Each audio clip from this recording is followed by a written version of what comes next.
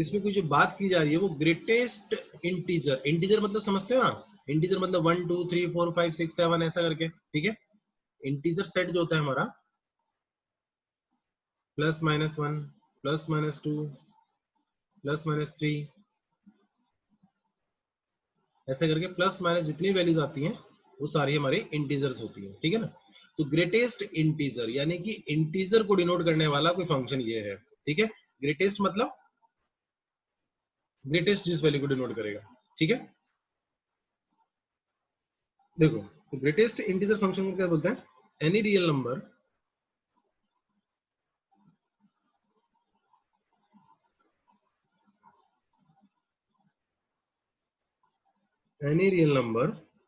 x can be expressed as sum of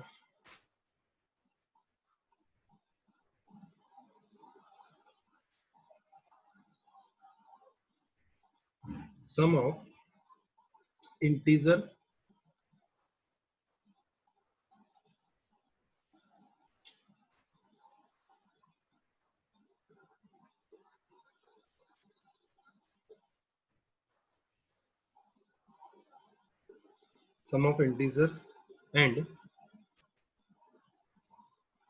integer को denote करता हूं मैं कैपिटल आई से, and fraction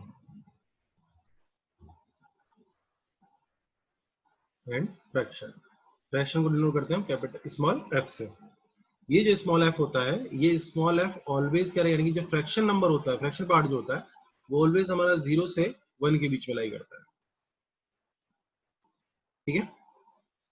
fraction F where F belongs to 0 to 1, 0 हो सकता है लेकिन 0 से 1 के बीच में रहेगा। अब ऐसा तुम सोचोगे 0 से 1 के बीच में तो कोई तो फ्रैक्शन वैल्यू जो होती है 0.1 0.2 0.2 3 4 5 इस तरह की वैल्यूज होती है, ठीक है। I is called integer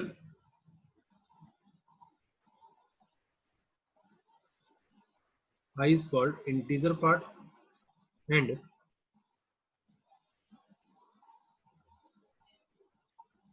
integer part of x denoted, x is denoted by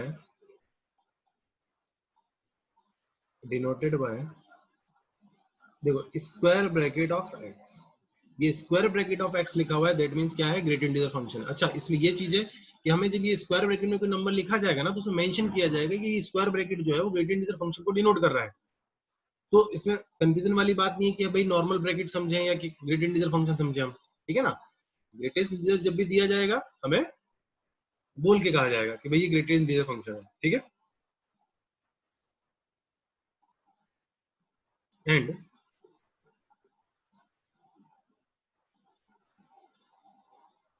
read as the greatest integer less than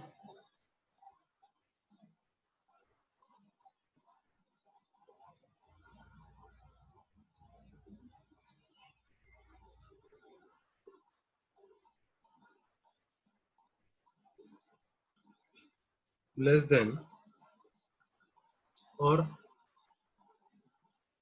equal to x, less than और इक्वल्स टू x। समझ में बात ये, ठीक है। देखो एक एक पॉइंट पढ़ो। एनी रियल नंबर x यानी कोई भी रियल नंबर x है be expressed as sum of integer and fraction. देखो इसमें जो मार्क करने वाली चीज है वो इंटीजर एंड फ्रैक्शन है, इंटीजर एंड फ्रैक्शन, यानी किसी भी नंबर को हम उसके इंटीजर और फ्रैक्शन की फॉर्म में डिनोट कर सकते हैं। आई जो होता है इसको डिनोट करते हैं हम इंटीजर पार्ट ऑफ एक्स से, is denoted by greater integer, यानी कि इसको रीड करेंगे ग्रेटर इंटीजर ऑफ एक्स। इसका मीनिंग क्या होगा, रीड, देखो इसमें लिखा हुआ है read as the greatest integer less than और इक्वल्स टू एक्स, यानी कि एक्स के इक्वल होगा या एक्स से छोटा होगा, ठीक है। जैसे देखो मैंने कहा ग्रेटेस्ट इंटीजर ऑफ 2.7, ठीक है। तो हमने क्या लिखा, ग्रेटेस्ट इंटीजर लेस देन और इक्वल टू एक्स, है ना, या तो इससे छोटा होगा या फिर इक्वल होगा। तो छोटा कहां से होगा, 2.7 से छोटा इंटीजर कितना होगा, जस्ट छोटा इंटीजर कितना होगा, 2 होगा। या फिर मैं ऐसा देखूं इसको, जो ग्रेटेस्ट इंटीजर लिखा हुआ है हमारे लिए 2.7, उसमें डेफिनेशन में हमने क्या लिखा, सम ऑफ इंटीजर एंड फ्रैक्शन। तो इसमें से इंटीजर क्या है, इसमें लिखेंगे तब इंटीजर कितना है, 2 है इंटीजर, और फ्रैक्शन कितना है 0.7, ठीक है। तो इन दोनों का सम हो गया। तो इसमें ये जो वैल्यू है, इसी वैल्यू को हम क्या बोलते हैं, ग्रेटेस्ट इंटीजर ऑफ 2.7। ये जो वैल्यू आएगी यही ग्रेट इंटीजर ऑफ 2.7 है, यानी कि 2 जो होगी ग्रेट इंटीजर ऑफ 2.7 हो गया, और 0.7 जो हो गया इसका फ्रैक्शन पार्ट हो गया। इस फ्रैक्शन पार्ट के बारे में हम आगे बात करेंगे, ठीक है। तो 2.7 का ग्रेट इंटीजर कितना हो गया, 2 हो गया, ठीक है।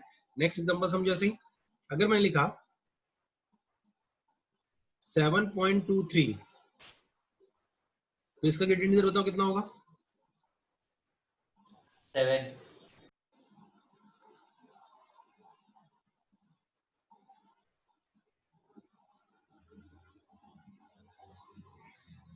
7 होगा, ठीक है। और इसको अगर मैं लिखना चाहूं तो इस तरीके से लिखूंगा 7 प्लस 0.23। इसमें ये जो हो जाएगा वो इंटीजर पार्ट हो जाएगा, यानी कि आई हो जाएगा, और ये जो पार्ट होगा क्या होगा, फ्रैक्शन पार्ट हो जाएगा, यानी कि एफ हो जाएगा, ठीक है। तो अगर तुम एफ को ध्यान दोगे तो यहाँ कितना है 0.23, और यहाँ पर एफ कितना है 0.7। तो 0.23 0.7 क्या जीरो से लेकर 1 के बीच में लाई कर रहे हैं, बिल्कुल डेफिनेटली 0 से 1 के बीच में लाई कर रहे हैं ऑलवेज, है ना, क्लियर, समझ में आएगी बात सबको।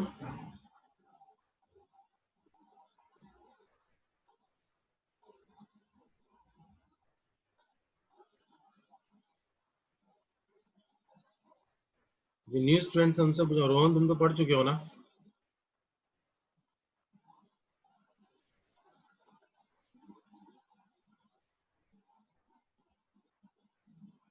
नोट कर लिए, आगे बढ़े।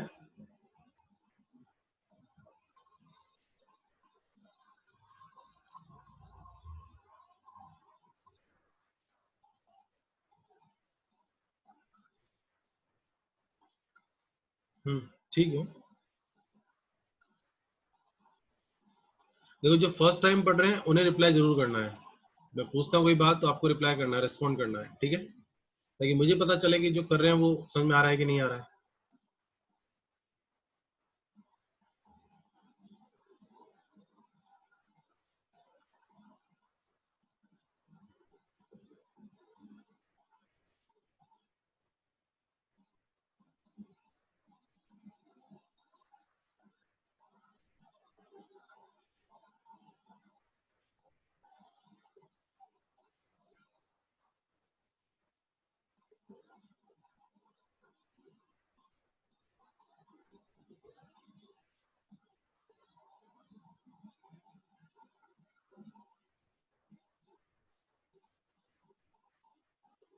हो गया, चलो आगे बढ़ते हैं, नेक्स्ट चलते हैं, एक दो एग्जांपल और लेते हैं।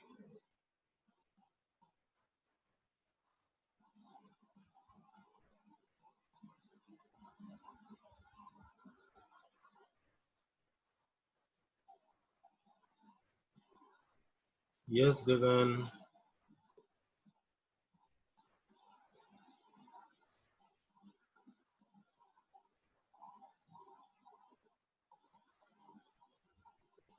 नेक्स्ट देखो और आंसर दो, ग्रेटेस्ट इंटीजर ऑफ 3.292, इसका बताओ, greatest integer of 7.321, greatest integer of 1.99999,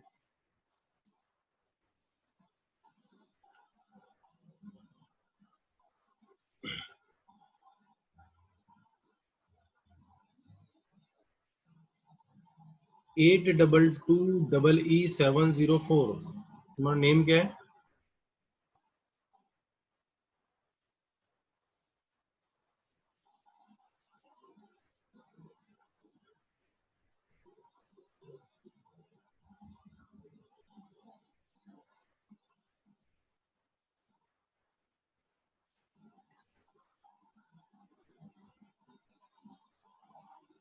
देखो क्या लिखेंगे हम इसको 3.3 प्लस 0.292। तो ग्रेटर इंटीजर कितना हो गया इसका, यानी कि जो इंटीजर पार्ट है ये आई है, ठीक है, ये आई है और ये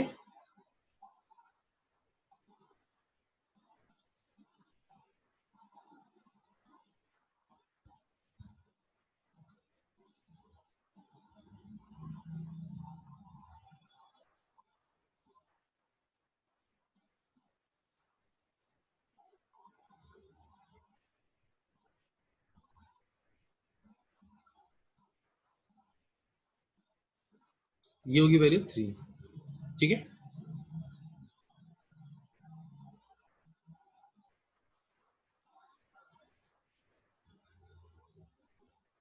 यहाँ पर ग्रेट इंटीजर वैल्यू कितनी जाएगी 7 हो जाएगी, इधर ग्रेट इंटीजर वैल्यू कितनी आ जाएगी 1 आ जाएगी, है ना।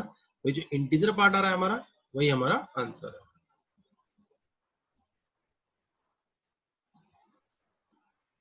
Clear.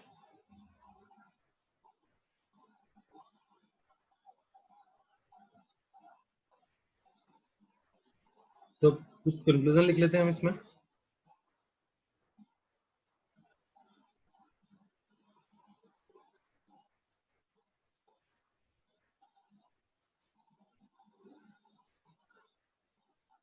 Greatest integer of x is equals to 0 if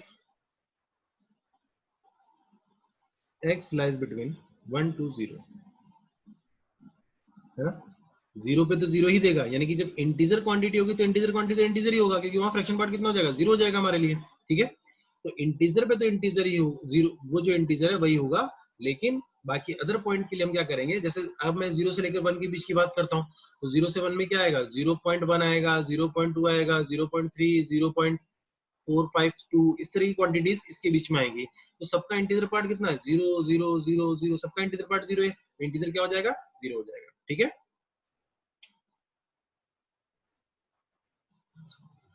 ऐसे ही second one, greater integer of x is equals to 1 if x lies between 1 to 2. Greater integer of x is equals to 2 if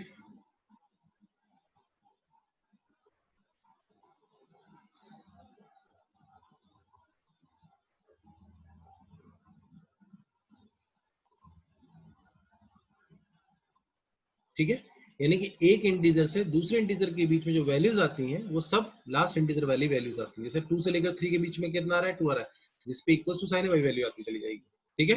बोलो clear है यहाँ तक सबको।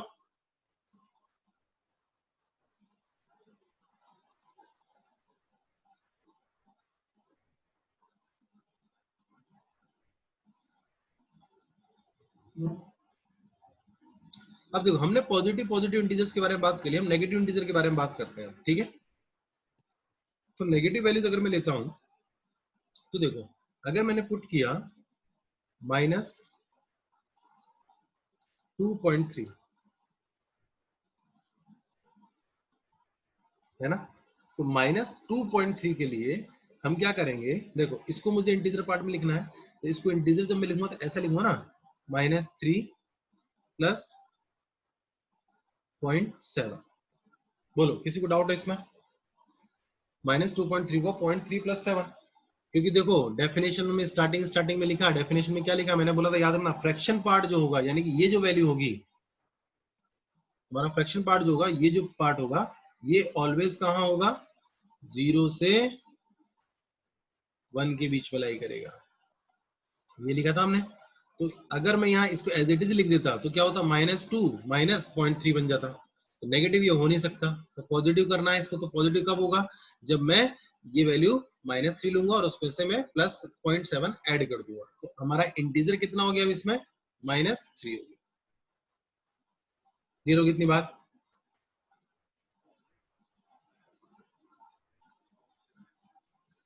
तो इसका बताओ, -2.79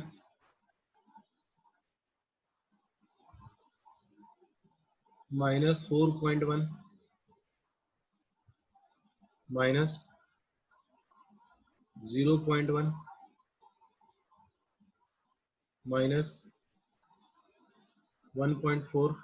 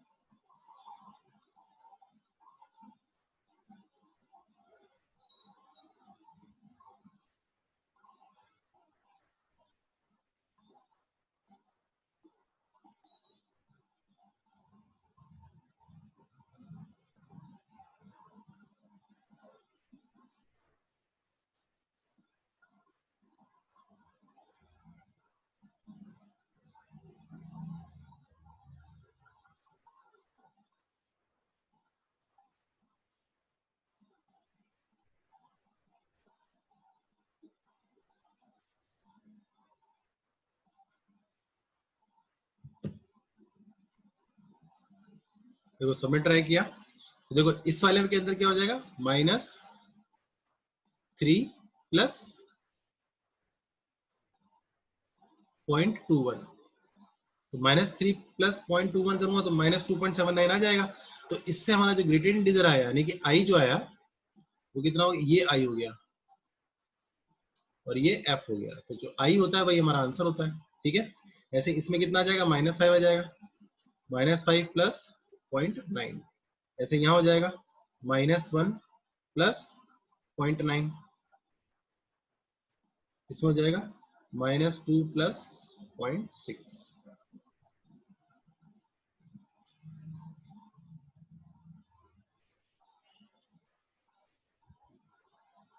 क्लियर हुआ सबको?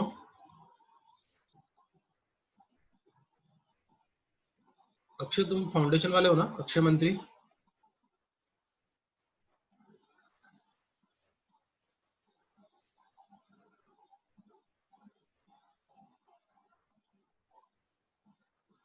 बाकी लोग आंसर क्यों नहीं कर रहे? ऋषिकेश, साई कृष्णा, देवराज,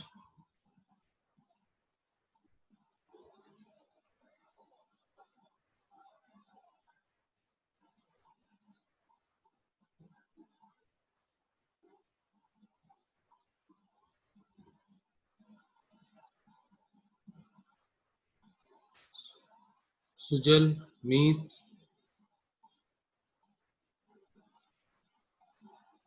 मंथ, पीयूष सिंह, आयुष्मान,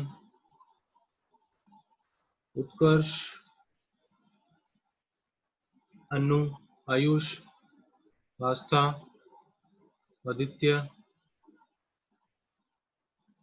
कृणिका, केतकी, प्रणव, साहिल। तो इतने सारे लोग बैठे क्लास में तो सब लोगों को आंसर करना चाहिए ना।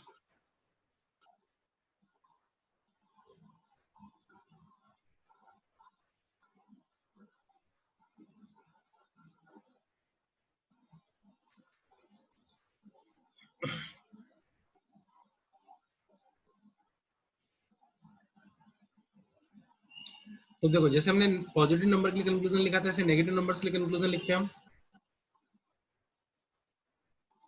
तो नेगेटिव नंबर के लिए लिखेंगे तो ग्रेटर इंटीजर x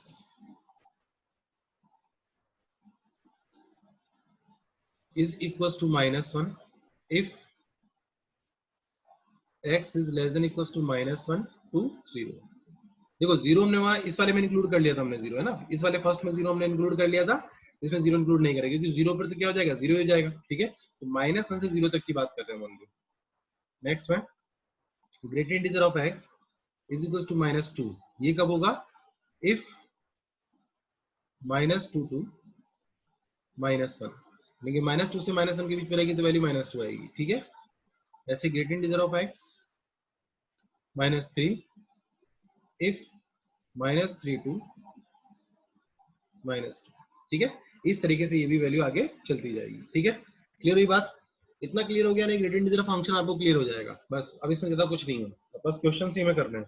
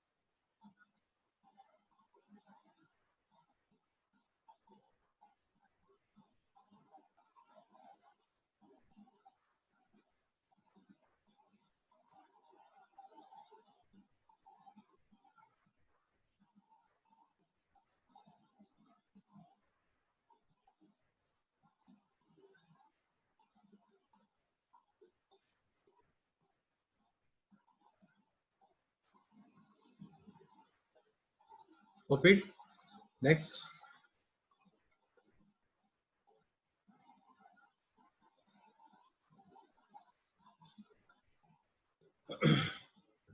तो देखो इसका जो ग्राफ बनाते हैं हम, ग्राफ किस तरीके से बनेगा, ग्राफ को समझना। हमने जो वैल्यूज लिखी है ना, उन वैल्यूज के ऊपर बेस्ड ही हम ग्राफ बनाएंगे। देखो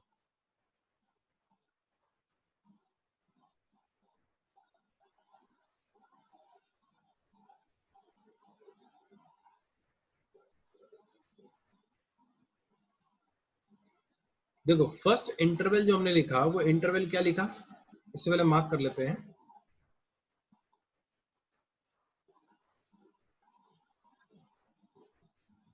1 2 3 4, इधर की तरफ -1 -2 -3, इधर भी -1 -2 -3, 1 2 3 एंड 4। ठीक है, ये हो गया 0 पॉइंट।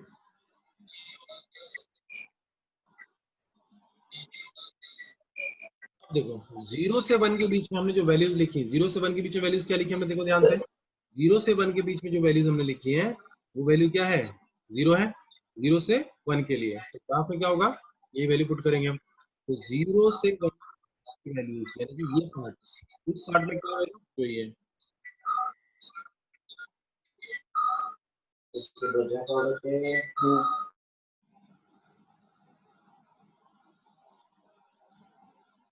तो इस पार्ट में वैल्यू क्या होगी, 0 हो गई।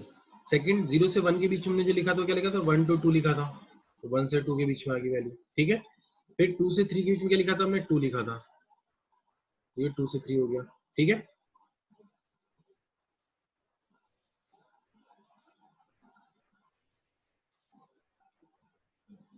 अब देखो इसमें 1 से जब 0 से 1 के बीच की हमने जब बात की, तो 0 से 1 के बीच में हमने क्या लिखा, वैल्यू 0 आई थी, यानी कि इसको हम थोड़ा डार्क कर देंगे ताकि हमें ध्यान रहे कि भाई 0 से 1 के बीच में जो वैल्यूज आ रही है, वैल्यू आई है वो 0 आई है। ऐसे ही 1 से लेकर 2 के बीच में जो वैल्यू हमारी आई थी, 1 आई थी, तो इसको मार्क कर दिया मैंने। देखो 1 के एकदम साइड में 1 पे मार्क कर दिया। ठीक है, 2 से लेकर 3 के बीच में वैल्यू हमारी आई, वो क्या आई, 2 आई, इससे मार्क कर दिया हमने। समझिए बात, ठीक है, इस तरीके से ग्राफ ऊपर चलता चला जाएगा। और आगे देखते हैं, नेगेटिव साइड वाला भी ग्राफ हमने ड्रॉ किया। तो नेगेटिव साइड में देखा हमने -1 से लेकर 1 के बीच में, -2 से 2 के बीच में -2 है, और -3 से लेकर 2 के बीच, -2 के बीच में -2 है। और यहाँ पर भी हम उसको डार्क कर देंगे ताकि हमें पता रहे कि कौन सी वैल्यूज कर रहे हैं। यानी कि यहाँ पे कितनी वैल्यू आई, -1 आई थी, है ना, इधर भी -2 आई थी, इधर -3 आई थी। ठीक है, तो ग्राफ अगर देखोगे तो कुछ ग्राफ इस तरह से दिखाई दे रहा है, स्टेप ग्राफ टाइप का दिखाई दे रहा है ना, दिख रहा है ना, तो इसको हम स्टेप फंक्शन ही बोलते हैं, स्टेप फंक्शन। इस ग्रेडियंट फंक्शन को स्टेप फंक्शन बोलते हैं कि ग्राफ कैसा बनता है इसका, स्टेप वाइज ग्राफ बनता है। ठीक है, ऐसे ऊपर चलता चला जाता है। क्लियर है, ग्राफ क्लियर हो सबको।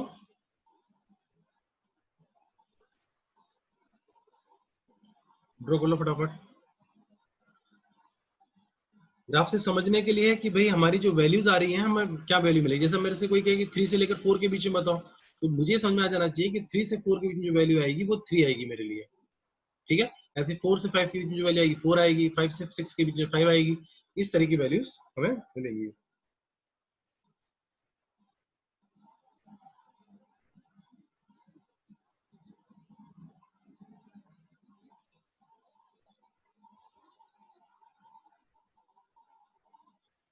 नेक्स्ट है इसकी प्रॉपर्टीज, कुछ याद रख सकते हो।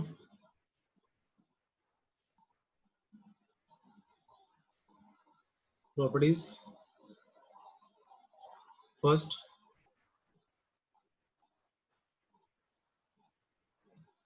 greatest integer of x is equals to x for every x belongs to integer। For every का मतलब समझ गया होगा, सिंबल बताया था मैंने, यानी कि जब x की वैल्यू सारी क्या हो, इंटीजर हो, यानी कि अगर मैं x की इंटीजर पुट करूंगा तो उसका इंटीजर पार्ट क्या होगा, इंटीजर ही होगा, ठीक है। सेकंड,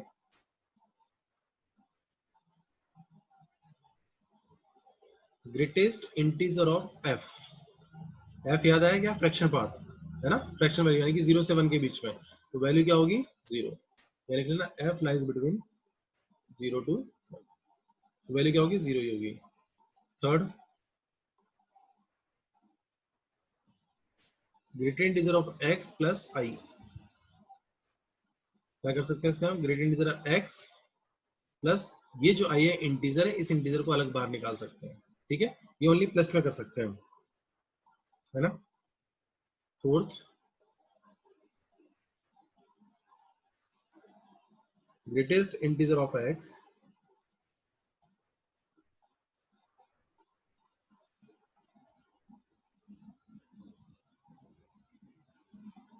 प्लस 1, यानी किसी भी x की वैल्यू उसके ग्रेटेस्ट इंटीजर से और उसके ग्रेटेस्ट इंटीजर से एक ज्यादा के बीच में, जैसे 2.5 में वैल्यू लेता हूं तो 2.5 का ग्रेटेस्ट इंटीजर निकालूंगा तो कितना आएगा, 2 आएगा, और इसका 2.5 प्लस यानी कि 2 प्लस 1 यानी कितना हो जाएगा, 3 हो जाएगा, इसके बीच में लाई करेगा, यही इसमें कहा गया इस प्रॉपर्टी में।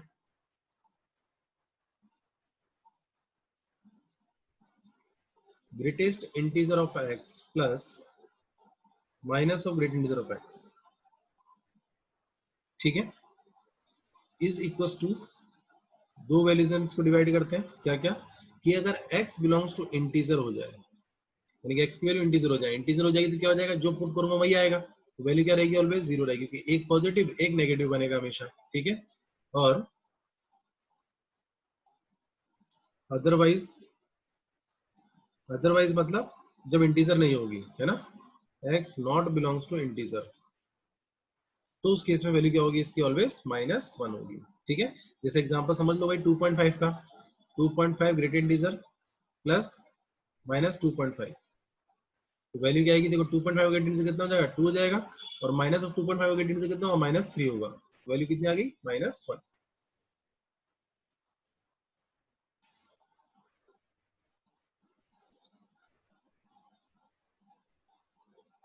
क्लियर।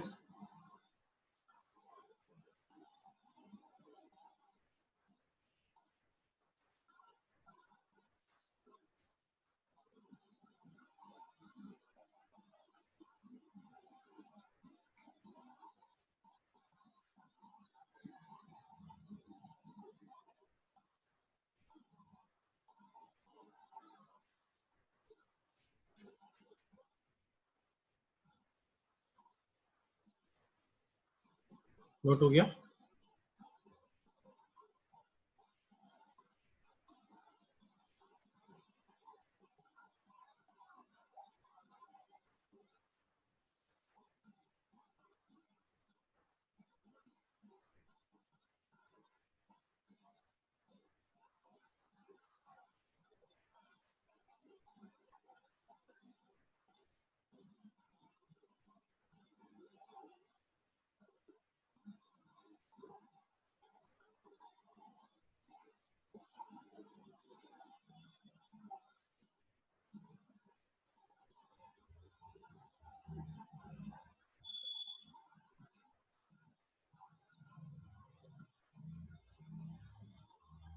नेक्स्ट है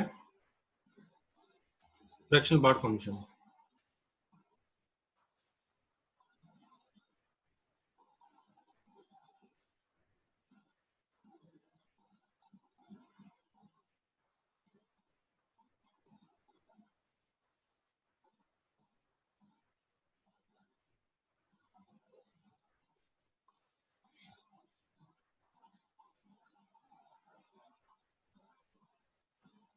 इसमें लिखो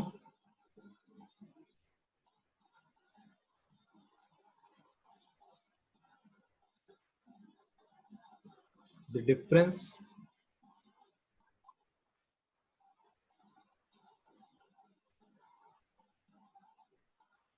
between the number the difference between the number x and its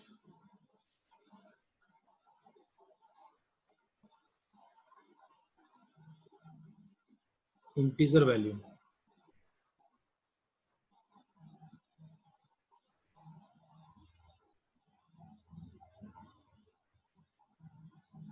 is called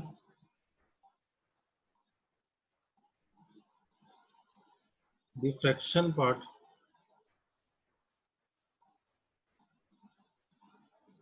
function. Fraction part of x and it is denoted by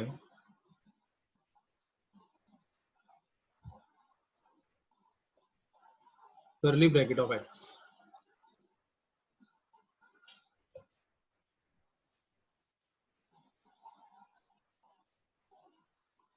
अभी ग्रेड इंटीजर फंक्शन क्वेश्चन कराऊंगा मैं, है ना, don't worry. Fraction part grade integer दोनों के mix problems मैं करवा दूंगा।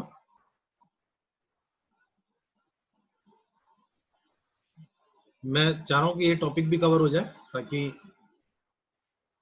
ज्यादा से ज्यादा यूटिलाइजेशन हो जाए क्लास का, है ना। It is denoted bye fraction part of x, ठीक है। तो देखो किसी एक नंबर को जो हमने लिखा तो x नंबर को हमने कैसा लिखा, देखो यहाँ इसमें अंडरलाइन करने वाली जो चीज है, अंडरलाइन करने वाली चीज क्या है, difference between the number x and it's integer value. Integer value कैसे डिनोट करते हैं हम, ग्रेट इंटीजर ऑफ x है। यानी किसी एक नंबर को जब मैं लिखता हूं x इज इक्वल टू, तो x को कैसे लिखते हैं, x इंटीजर प्लस फ्रैक्शन, ये लिखा हमने, ठीक है। तो इस इंटीजर को मैंने कैसे डिनोट किया था, ग्रेट इंटीजर ऑफ x है ना, प्लस अब फ्रैक्शन को हम किसे डिनोट करें, फ्रैक्शन पार्ट ऑफ x है, तो ये लिख देंगे फ्रैक्शन पार्ट ऑफ x। यानी कोई भी नंबर x जो है वो ग्रेट इंटीजर ऑफ x, इसको हम शॉर्ट में बोलते हैं GIF और इसको बोलेंगे हम शॉर्ट में FPF, great integer function fraction part function, FPF,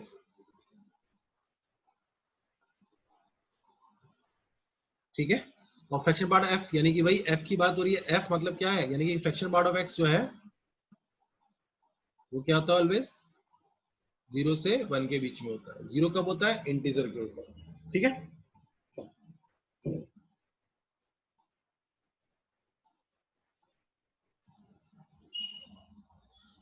तो फ्रैक्शन पार्ट ऑफ 2.5 बताओ कितना होगा, जो लोग फर्स्ट टाइम पढ़ रहे हैं वो बताएंगे।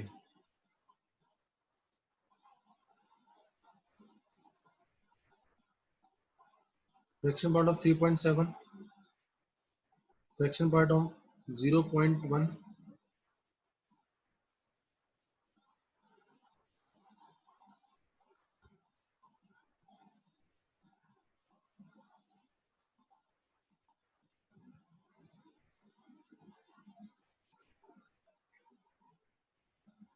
देखो 2.5 का फ्रैक्शन पार्ट यानी कि इसका इंटीजर और फ्रैक्शन अलग करके लिखते हैं हम, ऐसा लिखते हैं, ये हमारा फ्रैक्शन पार्ट हो गया। यानी कि ग्रेट इंटीजर ऑफ x कितना हो गया हमारे लिए, यहाँ पे ग्रेट इंटीजर ऑफ 2.5 हम लिखेंगे 0.5, ठीक है। ऐसे यहाँ पर देखो 3 प्लस 0.7, तो 3.7 का फ्रैक्शन पार्ट कैसा लिखा जाएगा, 0.7 करके, ठीक है। नेक्स्ट वाले में क्या लिखेंगे हम, 0 प्लस 0.1, तो फ्रैक्शन पार्ट ऑफ 0.1 कितना हो गया हमारे लिए? 0.1 हो गया। ऐसे इसको जब लिखते हैं तो कैसे लिखते हैं? -2 प्लस 0.9, ऐसे लिखेंगे ना, -1.9 को। तो fraction part of -1.1 is 0.9।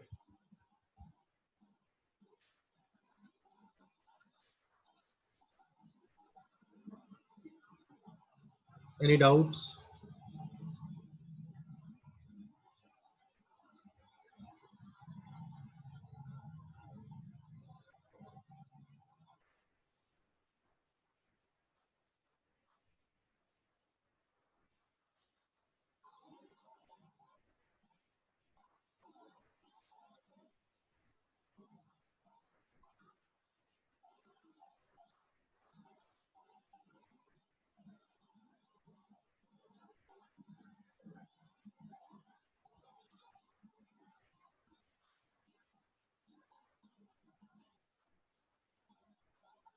0.0 negative कैसे हुआ? जीरो जो है ना तो पॉजिटिव है ना नेगेटिव है ना? जीरो जो नंबर होता है neither positive nor negative.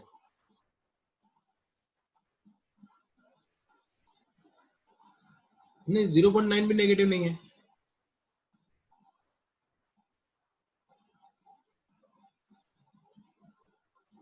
Negative में तो माइनस साइन लगेगा ना। देखो लास्ट वाले में जब समझना है ना, -2 प्लस 0.9, ये जो क्वांटिटी, ये क्वांटिटी तो -0.1 ही है।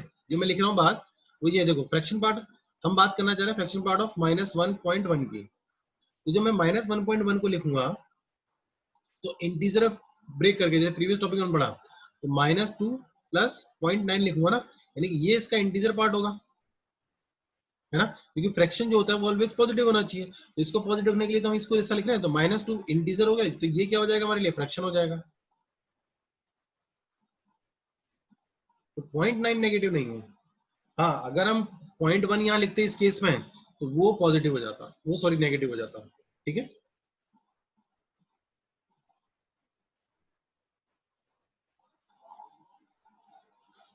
क्योंकि जब मैं इसको लिखूंगा यानी कि -1, अगर मैं इसको उस फॉर्म में लिखना चाहूँ तो ऐसा लिखूंगा ना, -1.1 को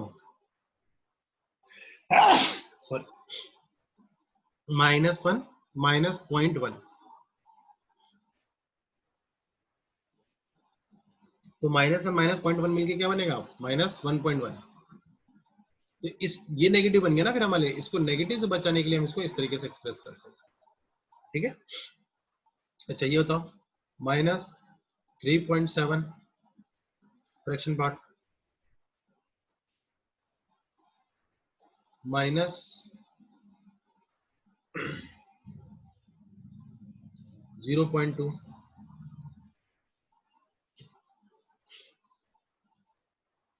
बस ये दो के आंसर दे दो, ये भी टॉपिक कंप्लीट हो गया आप लोगों का। Correct Piyush? Yes correct Ayush, good. Krinika negative sign है बेटा आगे, देखो। और नेगेटिव साइड में साइन में मैंने बताया ना क्या करना है हमको, इस तरीके से इंटीग्रल ऐसा ब्रेक करके लिखो ना, क्या दिक्कत है? ब्रेक करके लिखो अभी। देखो ब्रेक करके लिखते हैं इसको, तो क्या लिखेंगे? -4 प्लस 0.3, कितना हो जाएगा हमारे लिए फ्रैक्शन पार्ट? 0.3। ठीक है, नेक्स्ट वाले में बोलो, इसको लिखेंगे -1 प्लस 0.8, तो कितना आएगा इसमें से? ये 0.8 फ्रैक्शन पार्ट हो गया। Clear everyone?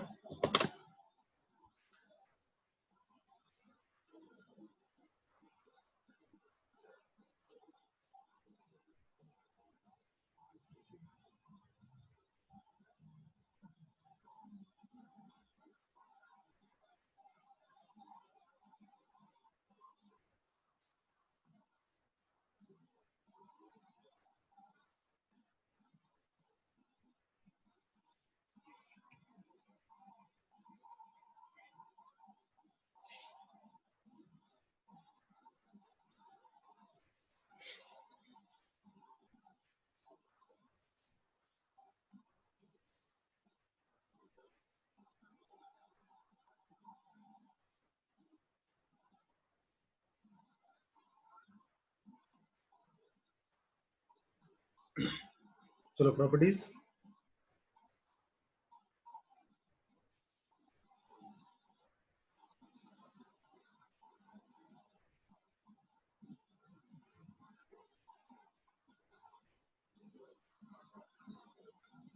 Basic basic properties है बस, ठीक है। जैसे किसी भी फ्रैक्शन पार्ट का फ्रैक्शन पार्ट लेंगे तो क्या आएगा, फ्रैक्शन पार्ट ही आएगा, यानी कितनी टाइम फ्रैक्शन पार्ट ले लें फ्रैक्शन पार्ट ही आएगा। जैसे मैं कहूँ 0.3, इस 0.3 का फ्रैक्शन पार्ट का फ्रैक्शन पार्ट लो, है ना, तो 0.3 का फ्रैक्शन पार्ट कितना जाएगा, 0.3 हो जाएगा। फिर अगेन फ्रैक्शन पार्ट लेंगे तो कितना आएगा, 0.3 आएगा, ठीक है, तो आने वाला वही है।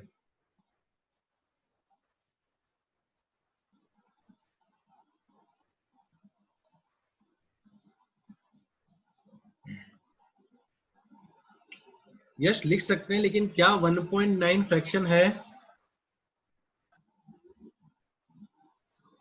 क्योंकि फ्रैक्शन के बारे में हमने, देखो ये कसम खा लो, फ्रैक्शन जो होगा इसके बारे में ये कसम आपको खानी है, ये वैल्यू 0 से 1 के बीच में होगी। तो क्या जो तुमने लिखा उसमें जो फ्रैक्शन है वो 0 से 1 के बीच में है।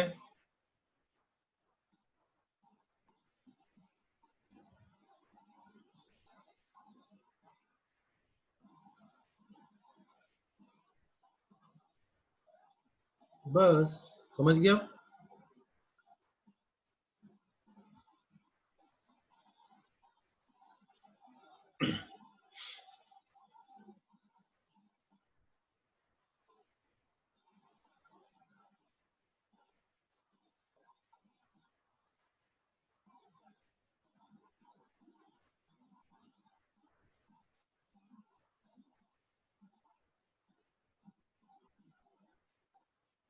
इसमें वही चीज है, ग्रेट इंटीजर जो प्रॉपर्टी हमने लिखी वही इसमें फ्रैक्शन पार्ट ऑफ एक्स में और minus of fraction part of x में भी यही है कि जीरो होगा कब, जब इंटीजर है, क्योंकि उसका फ्रैक्शन पार्ट ही क्या होगा, जीरो होगा इंटीजर का, तो ठीक है।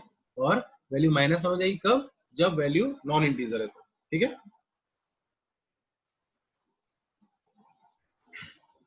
नाउ क्वेश्चंस करते हैं, लिख लो दो प्रॉपर्टीज।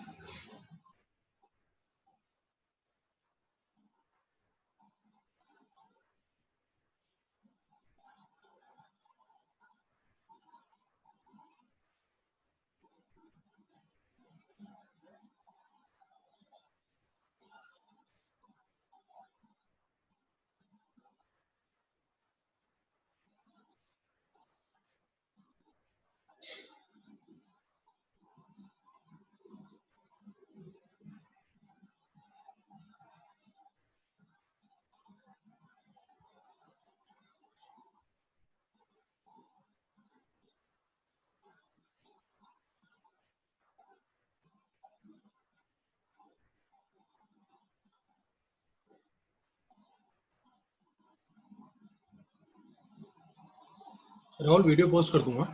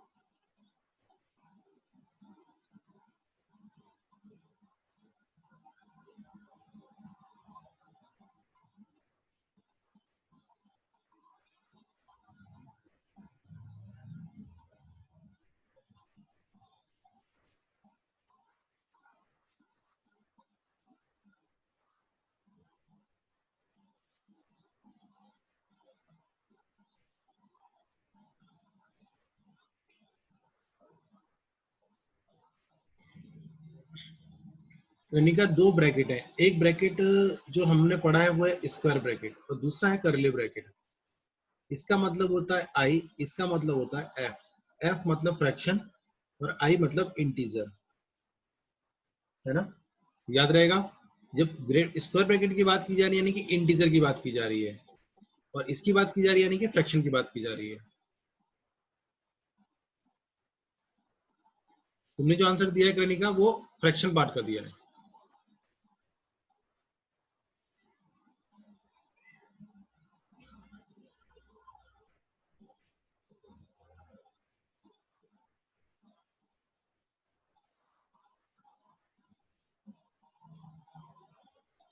नाउ देखो, ग्रेट स्क्वायर ब्रैकेट हम यूज में ले रहे हैं यहाँ पे। स्क्वायर ब्रैकेट मतलब क्या, ग्रेट इंटीजर फंक्शन, ठीक है। तो यहाँ वैल्यू कितनी जाएगी ग्रेट इंटीजर ऑफ 3.1 की 3, यहाँ पर कितनी जाएगी वैल्यू 4, और यहाँ कितना हो जाएगा 7, तो टोटल कितना हो गया 14, ठीक है। सेकेंड वन में देखो, ग्रेट इंटीजर ऑफ x, इसकी वैल्यू कितनी हो रही है 4, और इसकी वैल्यू 4 कब होगी,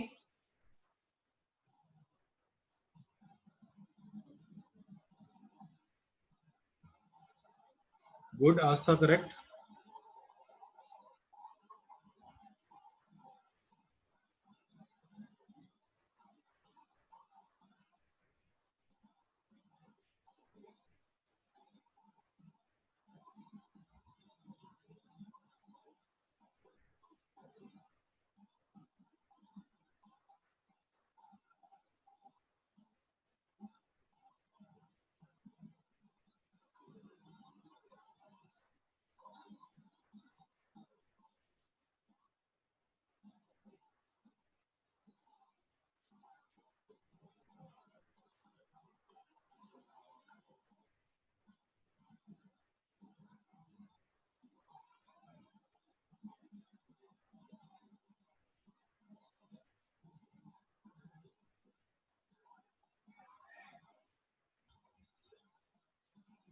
yes Prachi correct, Harshraj correct, Aditya correct. देखो, ये जो वैल्यू होगी यानी कि 4 कब होगा, ये 4 होगा जब x जो है ये 4 रहे। एक बार तो ये हो सकता है, ऐसे याद रखो। फर्स्ट बार 4 कब होगा, जब वही वैल्यू सेम वैल्यू से पुट कर देंगे, यानी 4 कब होगा जब मैं 4 पुट कर दूंगा, और उसके बाद अगले इंटीजर तक। तो अगला इंटीजर क्या होगा 5, लेकिन 5 पे क्या करना, ओपन ब्रैकेट लगाना। ओपन ब्रैकेट का मतलब क्या होता है, ये इंक्लूड, ये वाला जो 4 पॉइंट है ये इंक्लूड नहीं होगा, और 4 मतलब इंक्लूड होगा। अगर हमने स्क्वायर ब्रैकेट लगाया तो इंक्लूड होगा, और ओपन ब्रैकेट लगाया, सर्कल ब्रैकेट लगाया तो इंक्लूड नहीं होगा, ठीक है। इनइक्वालिटी में ऐसा बताया हुआ है। नेक्स्ट सेकंड वन में, सेकंड वन को थोड़ा सिंपलीफाई करना पड़ेगा हमको। प्रॉपर्टी अप्लाई करते हैं। देखो, इंटीजर हम बाहर निकाल सकते हैं अगर प्लस में है तो great integer of x plus 3 is equal to 4। इस 3 को जो ले जाते हैं हम, तो great integer of x is equal to कितना हो जाएगा 1 हो जाएगा। और ग्रेट इंटीजर x की वैल्यू 1 कब होती है, जब x जो है फर्स्ट बार 1 होगा, और कब तक होगा, नेक्स्ट इंटीजर तक, तो 1 2 2।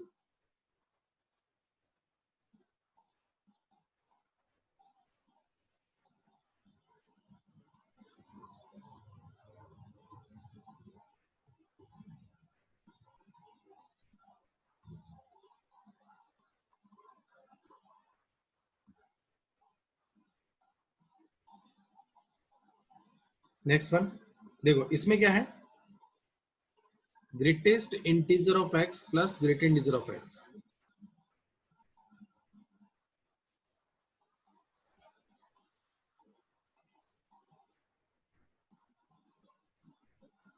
नहीं नहीं, रेंज हम ऐसा नहीं लिख सकते 4.9 हर्षराज।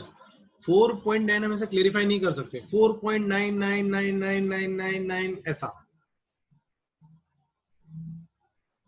बस 5 नहीं होगा एग्जैक्टली, है ना। जैसे एग्जांपल समझो, वो जो वैल्यू मैं बोल रहा हूँ, ओपन ब्रैकेट हम क्यों मेंशन करते हैं, जैसे मैंने सपोज कहा एक आदमी है ना,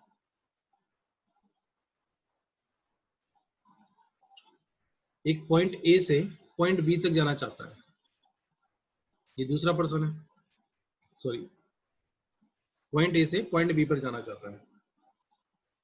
ये पॉइंट ए से लेकर पॉइंट बी के बीच का डिस्टेंस, ऐसा मैंने कह दिया 10 मीटर का है ना। अब इसको किसी ने श्राप दे दिया कि ये जितना चलेगा, जितना इसको जाना है, जितनी दूर इसको जाना है, उसके 50% पे जाके रुक जाएगा ये हर बार। ठीक है, तो ये चलना स्टार्ट करता है, चलना स्टार्ट करेगा तो कहाँ रुक जाएगा ये? हाफ डिस्टेंस पर, यानी कि 5 मीटर पे जाकर रुक जाएगा। ये 5 मीटर पे जाकर रुक गया। ठीक है, फिर ऐसे ही जब यहाँ से स्टार्ट करेगा चलना तो फिर 50 डिस्टेंस, यहाँ क्योंकि यहाँ से यहाँ तक का डिस्टेंस कितना बचा? 5 मीटर बचा, तो 5 मीटर का हाफ यानी कि 2.5 पे जाकर रुक जाएगा, यानी कि यहाँ तक पहुंच गया ये। ठीक है, फिर यहाँ से चलना स्टार्ट करेगा ये, फिर ये 1.25 चल के रुक जाएगा, फिर ऐसे ही चलेगा। तो यानी कि अब ये बताओ कि ये जो पर्सन है, ये पर्सन पॉइंट बी पे पहुंच जाएगा कभी?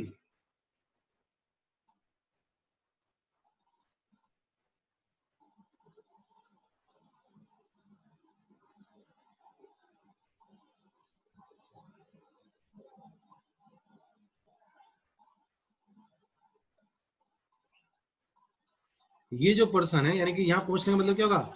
इस ए से लेकर, यानी कि इस पर्सन और पॉइंट बी के बीच का डिस्टेंस 0 हो जाए, तो मैथमेटिकली ऐसा पॉसिबल हो जाएगा क्या?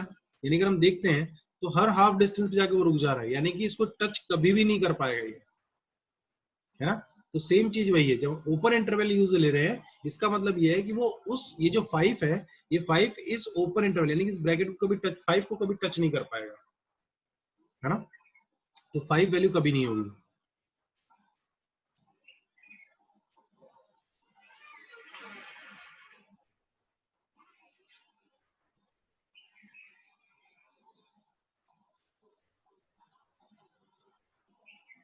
अच्छा, वापस क्वेश्चन पे आते, देखो x plus greater of x is equal to कितना है हमारा? 4। तो देखो ये जो वैल्यू, ये वैल्यू क्या इंटीजर है ना? ये वैल्यू इंटीजर है, क्योंकि किसी भी ग्रेटर इंटीजर से वैल्यू निकल के आएगी तो क्या होगी? इंटीजर होगी। तो ये x, इस x के लिए ये इंटीजर का काम कर रहा है, तो इस x के लिए इस इंटीजर को हम बाहर निकाल सकते हैं, और इस x का ग्रेटर इंटीजर x हो जाएगा। कितना हो गया? 4, यानी कि 2 times of greater integer of x is equals to 4, and greater integer of x is equals to 2. That means x belongs to 2 to 3. 2 open, 3, 2 close, 3 open. Clear?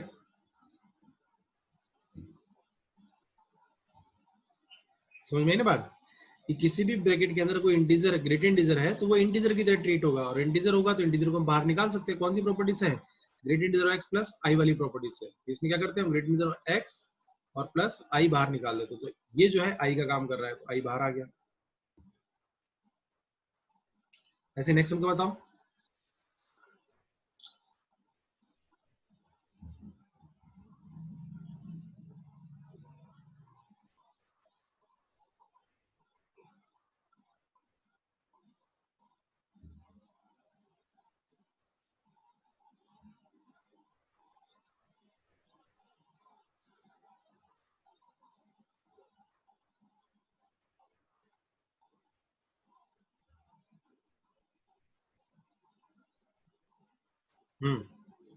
Correct. Yash, Raj, Prachi, Rohan, written, Aditya, यश, हर्षराज, साई कृष्णा, सुजल। ठीक है ना, सब लोग clear हुआ? यानी कि 3 x है अंदर, तो 3 times of great integer of x हो जाएगा, इज इक्वल टू कितना? 9। तो कितना बन जाएगा? Great integer of x is equal to 3। 3 divide कर देंगे तो, और 3 कब होता है? 3 से लेकर 4 के बीच में।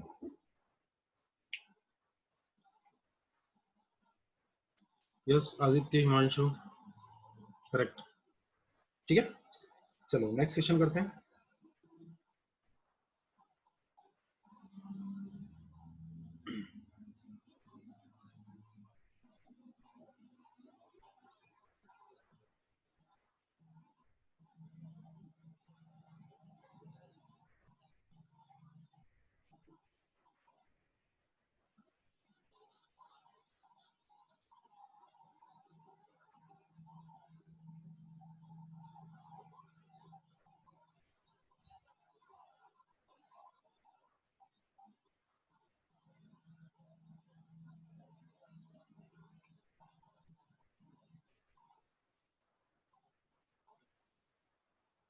ब्रैकेट नेसेसरी इसलिए है क्योंकि हम देखो हमेशा इनिक्वालिटी यूज नहीं कर सकते ना, तो इनिक्वालिटी कंप्लीट कर लोगे तो तुम्हें समझ में आ जाएगा ब्रैकेट का मीनिंग भी।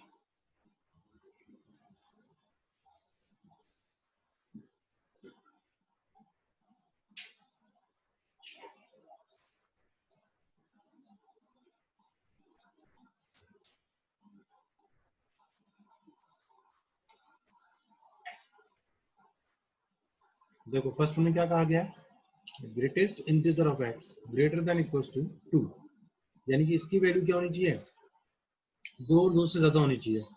तो 2 कब होगी, 2 कब होगी, जब एक्स की वैल्यू क्या हो, 2 हो। तो 2 से ग्रेटर देन, यानी ग्रेटर देन तो कितना भी हो सकता है ना, तो ग्रेटर देन कितना भी हो सकता है, यानी कि इन्फिनिटी। इसको हम ऐसा नंबर लाइन पे समझ सकते हैं।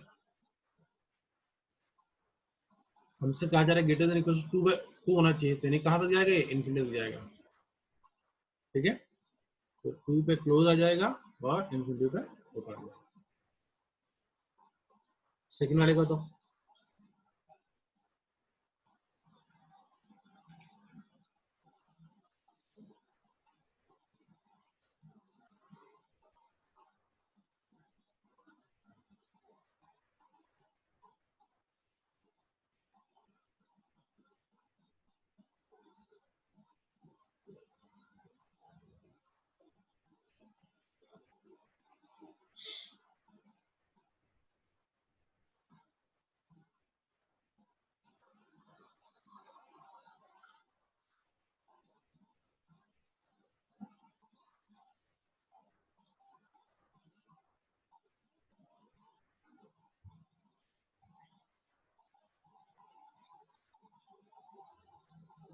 देखो यहाँ बात हो रही लेस देन 2 की,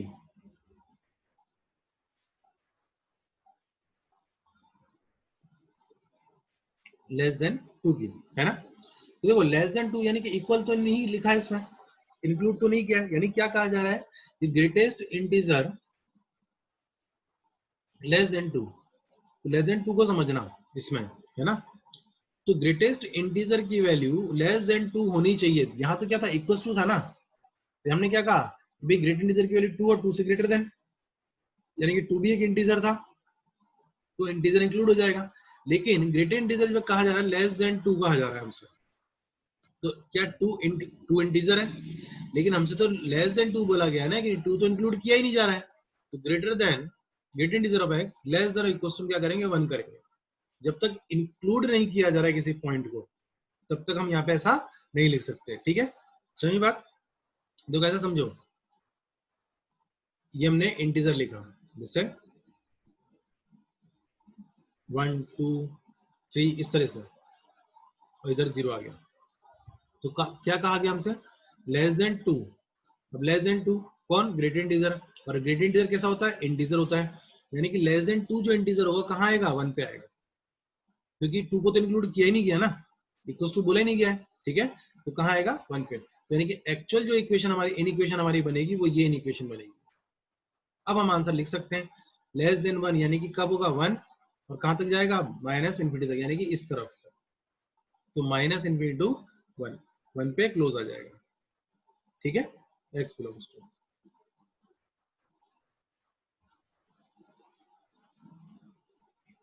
थर्ड वन बताओ। सर या तो दोनों साइड ओपन रख सकते हैं ना, मतलब माइनस इन्फिनिटी कॉमा 2 और दोनों माइनस साइड इन्फिनिटी ओपन। तो ऑलवेज ओपन ही रहता है, लेकिन देखो क्योंकि 1 इंक्लूड कर दिया ना अब हमने, 1 इंक्लूड हो गया, तो यहाँ पर ओपन नहीं है, ओके क्लोज हो जाएगा, क्योंकि 1 भी हमें चाहिए ना अब। तो वैसा लिख सकते हैं क्या, मतलब। नहीं नहीं नहीं, क्लोज लिखना ही पड़ेगा। Okay sir. 2 ओपन लिख सकते हैं। नहीं, 2 ओपन क्यों लिखोगे, 2 ओपन का मतलब तो ये हो गया ना आपके लिए कि उसमें आप,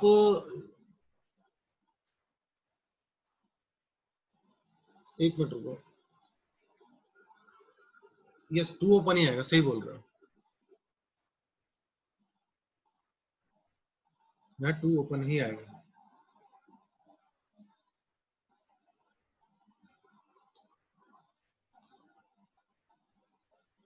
टू ओपन ही आएगा, क्योंकि 1.999 पे वैल्यू क्या आएगी, 1 ही आएगी हमारे लिए, और हमें 1 रिक्वायर्ड है ना।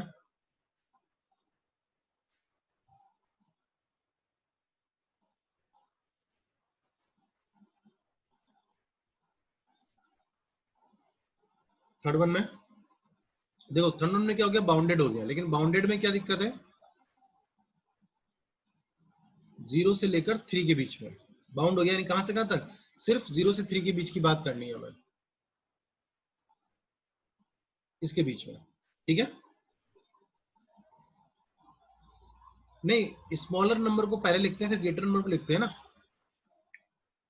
हिमांशु पहले स्मॉलर लिखते हैं फिर ग्रेटर लिखते हैं, ऑलवेज इंक्रीजिंग ऑर्डर में जाते हैं।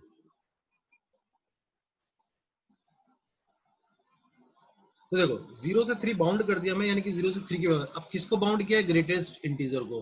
तो 0 से 3 के बीच में ग्रेटेस्ट इंटीजर क्या होंगे, बोलो, 0 से 3 के बीच में इंटीजर क्या होंगे, 0 से 3 के बीच में इंटीजर जो आ रहे हैं हमारे, वो आ रहे हैं 1 एंड 2 ओनली, है ना। इंटीजर क्या आ रहे हैं, ओनली 1 एंड 2, ठीक है।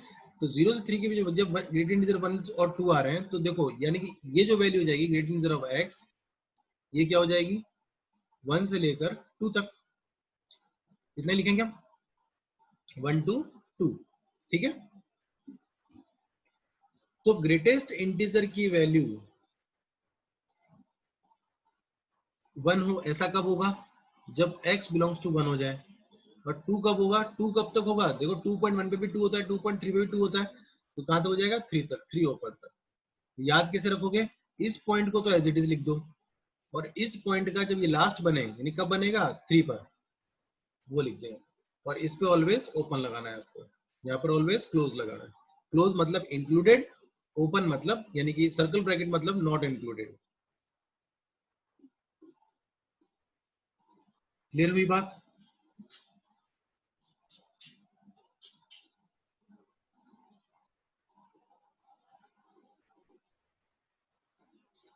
तो नेक्स्ट वाले का बताओ क्या होगा आंसर। ये इंक्लूडेड और नॉट इंक्लूडेड के यानी कि जब इक्वल्स टू का साइन नहीं है ना तभी हमें ये सोचना है बस, है ना। अगर इक्वल्स टू दिया हुआ है तो कोई दिक्कत ही नहीं है, नहीं दिया हुआ है तो हमें सोचना है बस।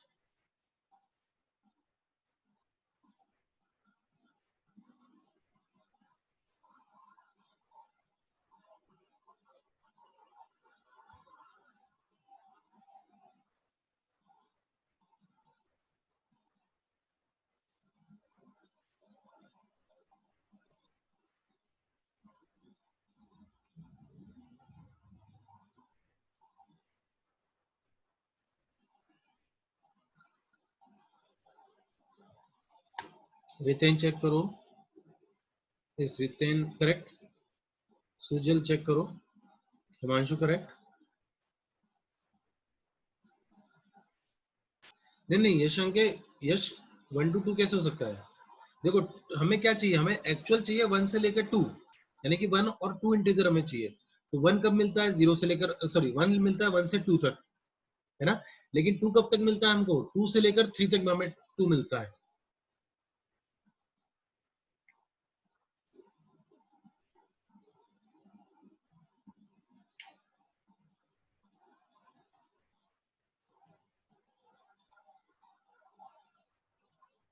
तो देखो नेक्स्ट वन में क्या दिया हुआ है हमें,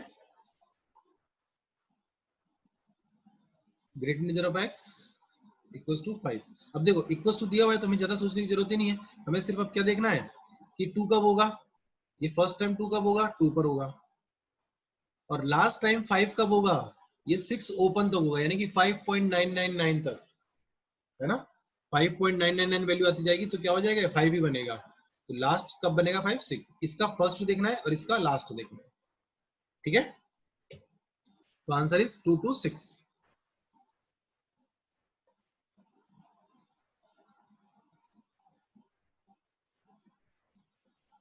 नेक्स्ट वन का बताओ।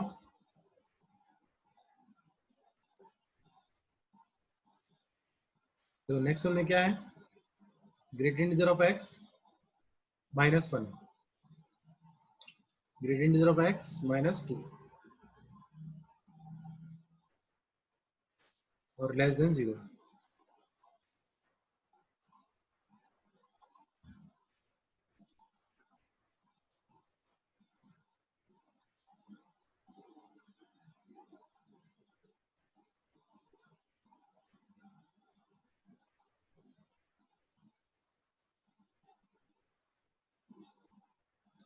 देखो इसमें क्या करो, जब भी इस तरह की कंडीशन आए तो ग्रेटेस्ट इंटीजर जो भी है इसको y ले लो। तो y ले लेंगे, ये y हम सिर्फ अपने समझने के लिए ले रहे हैं ना।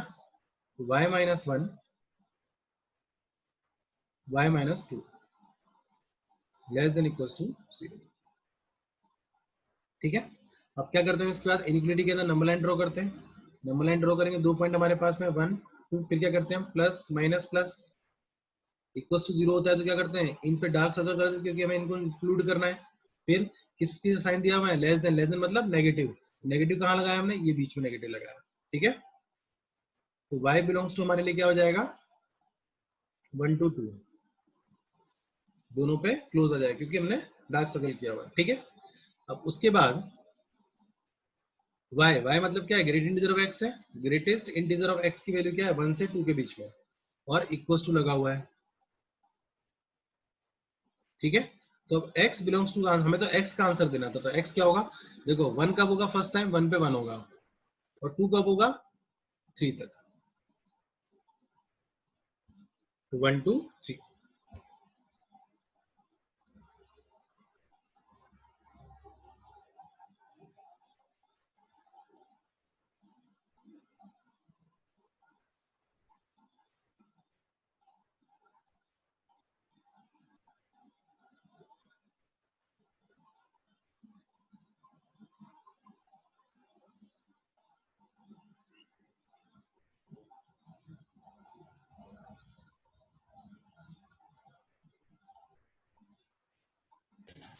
सर इसमें bracket x equal to y condition है ना?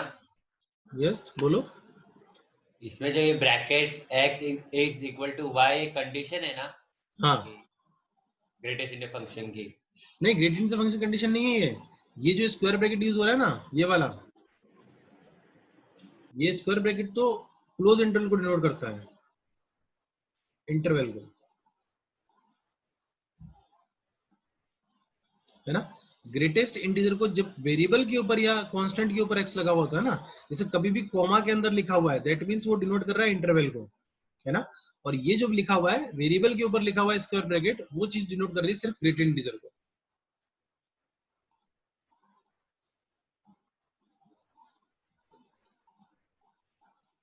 नेक्स्ट करो।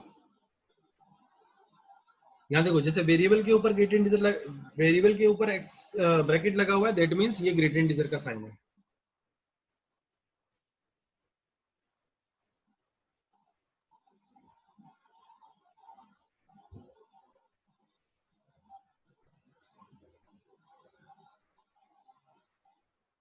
फर्स्ट टाइम पढ़ रहे हो इसलिए थोड़ा सा लगेगा कंफ्यूजन टाइप का, लेकिन तुम दोबारा इसको जब पढ़ने के बाद दोबारा इसको रिवाइज करोगे तो सबको समझ में आ जाएगा।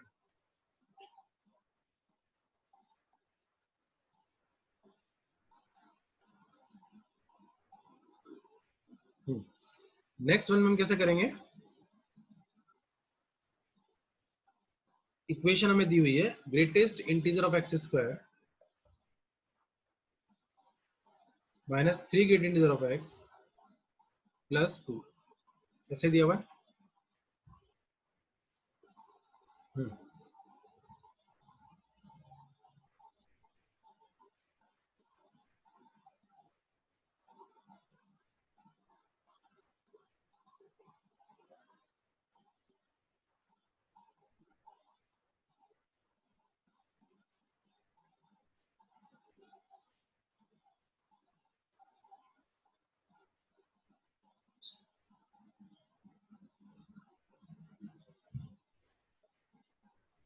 यस, देखो इसको में क्या करेंगे, जैसे क्वाड्रेटिक फॉर्म में दिया हो तो ग्रेटेस्ट इंटीजर को y ले लो, तो Y square minus 3y plus 2, ठीक है। फैक्टराइज करेंगे इसको, फैक्टराइज क्या हो जाएगा, y minus 2 and y minus 1, बाकी का सेम यहां से।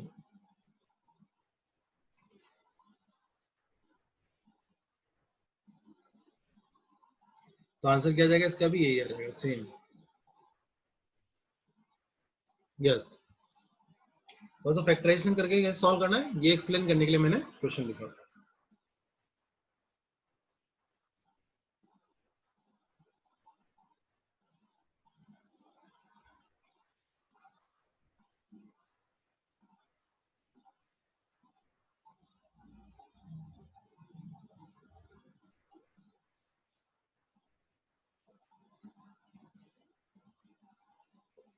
नेक्स्ट करो।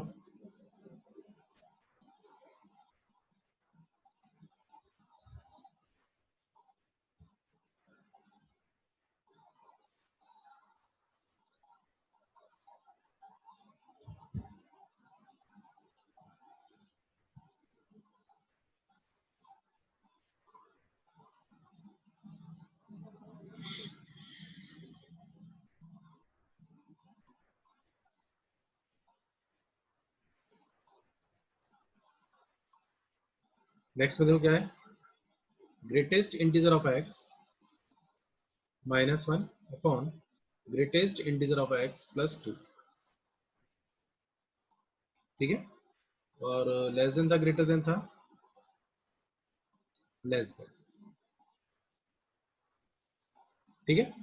उसमें वही उसी तरीके से करो, y minus 1 upon y plus 2, इसमें 2 पॉइंट हमारे पास आएंगे, सेम क्वाड्रेटिक कंडीशन से सॉल्व होगा, है ना। y की वैल्यू क्या क्या है, माइनस 2 आई एक तो, और 1 आई, इंक्रीजिंग ऑर्डर में प्लेस करते हैं, प्लस माइनस और प्लस, साइन कैसा है, लेस देन, तो लेस देन ये। अब क्योंकि यहाँ पर इक्वल्स टू नहीं है तो हम इंक्लूड भी नहीं करेंगे, ठीक है। तो y बिलोंग्स टू कितना हो जाएगा हमारे लिए, माइनस 2 to 1, ठीक है। और y एक्चुअल में क्या है, ग्रेटेस्ट इंटीजर ऑफ x है, तो greatest integer of x lies between minus 2 to 1। अब देखो यहाँ वही बात आ गई, कि ग्रेटर इंटीजर के साथ में इक्वल टू साइन नहीं दिया हुआ है, इक्वल टू नहीं दिया है तो क्या करेंगे हम, इन दोनों पॉइंट के बीच वाली वैल्यूज को लेंगे जो इंटीजर होंगे। तो क्या क्या वैल्यू आएगी, एक तो -1 आ जाएगी, -2 से छोटा, और यहाँ आ जाएगा 0। ठीक है, -2 से स्मॉलर इंटीजर, ग्रेटर इंटीजर, और 1 से स्मॉलर इंटीजर। ठीक है, तो क्या बन जाएगा, -1 to 0। तो अब x कितना होगा, देखो -1 कब होता है, -1 पे होता है, और 0 कब तक होगा, 1 ओपन तक होगा।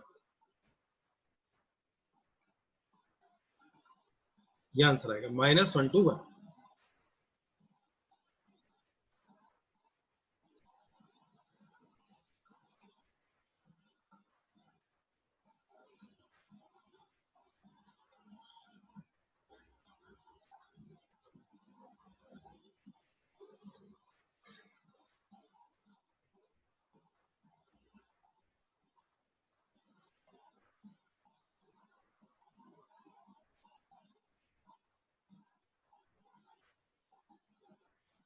आदित्य क्यों -3 होगा, देखो ना, ये हमने कहा ना, हम जो बोल रहे हैं बात वो क्या है, -2 से ग्रेटर इंटीजर।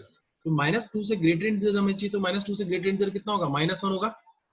और यहाँ बोला जा रहा है 1 से स्मॉलर इंटीजर, वो क्या होगा, 0 होगा। तो एक्चुअल में हमारी जो ग्रेटर इंटीजर की वैल्यू है -1 से लेकर 0 के बीच में है। तो -1 कब देगा, -1 देगा, और 0 कब तक देगा, 1 तक देगा। ठीक है,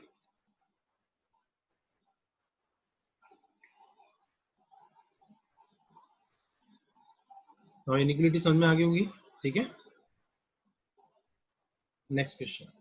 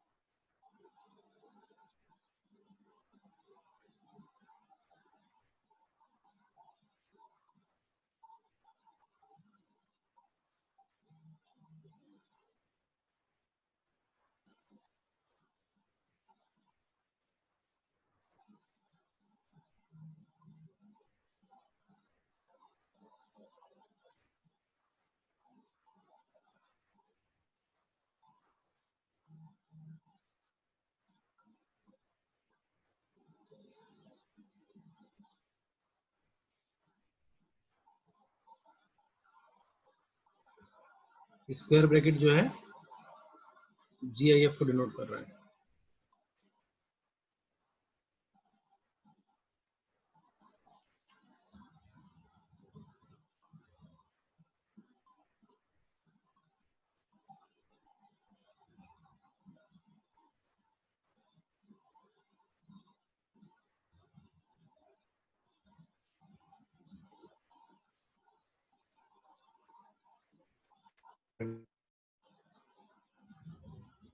सर आवाज आ रही?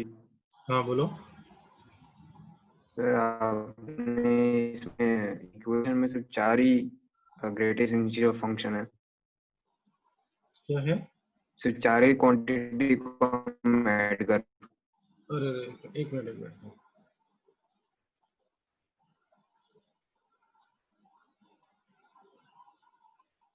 Okay sir. सीरीज आ रही है 3/4 प्लस 99/100, ऐसा सीरीज है पूरी पूरी। ठीक है,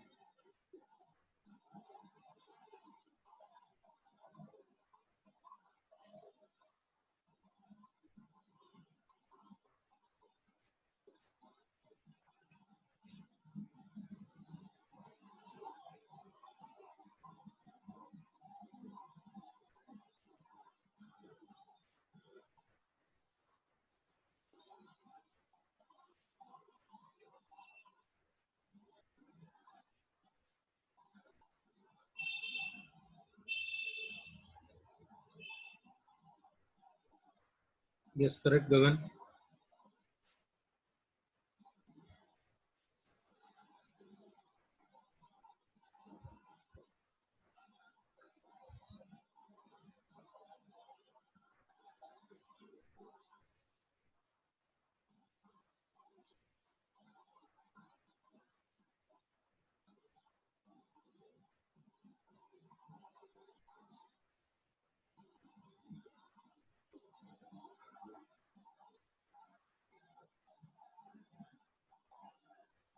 यस करेक्ट गगन, रोहन करेक्ट, उत्कर्ष करेक्ट, बाकी लोग भी जल्दी दो आंसर।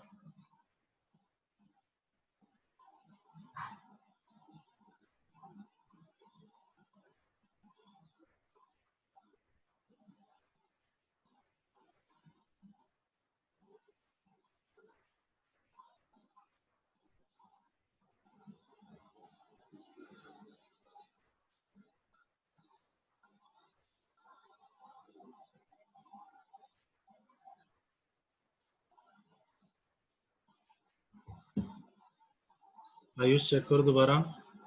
श्री कृष्णा तुम किस चीज का आंसर दे रहे हो? साई कृष्णा, रितिन करेक्ट।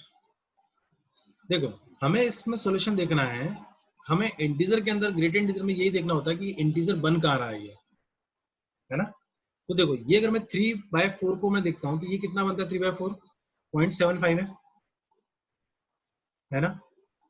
प्लस यहाँ भी 3/4 को देंगे तो 0.75 है, प्लस 1/100 कितना जाएगा हमारे लिए 0.01।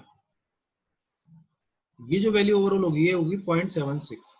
यानी कि मुझे देखना है कि ये कहीं पर जाके इंटीजर बनता है क्या, और 0.75 के बाद जो नियरेस्ट इंटीजर आएगा वो इंटीजर 1 होगा।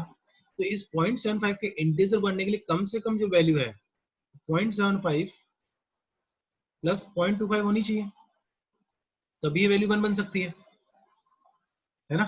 तो हम इसमें सर्च करते हैं कि इस पूरी सीरीज के अंदर कहीं वैल्यू 0.25 बनेगी, वो बन सकती है। देखो इसके बीच में कहीं ना कहीं पर क्योंकि आ रहा है 2/100, 3/100, 4/100, 5/100, तो ऐसी एक वैल्यू आएगी जहां पर 25/100 होगा प्लस 3/4 होगा, वो आएगी कि नहीं आएगी? ठीक है, तो उस केस में 0.75 प्लस 0.25 ये वैल्यू क्या बन जाएगी? 1 बन जाएगी, और 1 का ग्रेट इंटीजर कितना हो जाएगा? 1 हो जाएगा। ठीक है, तो यानी कि इस टर्म के बाद इस लास्ट टर्म को और देख लेते हैं हम, तो 99/100 कितना होता है? 0.99, और 0.99 प्लस 0.75 कितना होगा अप्रोक्सीमेटली वैल्यू है? 1.74 होगा।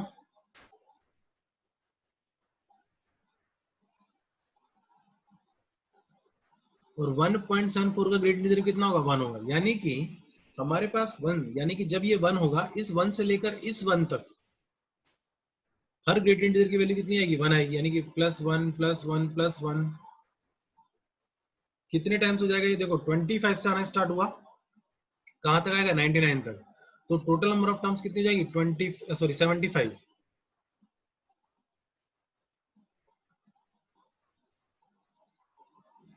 है ना। तो ये हो जाएगी 75, टोटल 75 टर्म्स आएगी यहाँ पे। और इससे पहले जो वैल्यूज आ रही है सारी, सब में क्या होगा? 0.75 0.76, यानी कि इससे पहले जो वैल्यू आ रही होगी वो क्या हो रही होगी? 0.99 हो रही होगी। ठीक है, तो वैल्यू 701 नहीं होगी। तो टोटल आंसर कितना जाएगा हमारा? 75 ही आंसर हो जाएगा।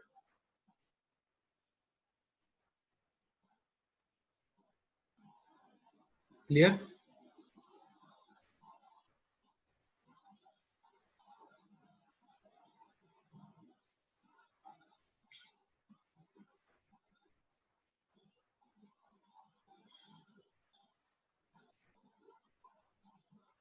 समझ में की बात सबको?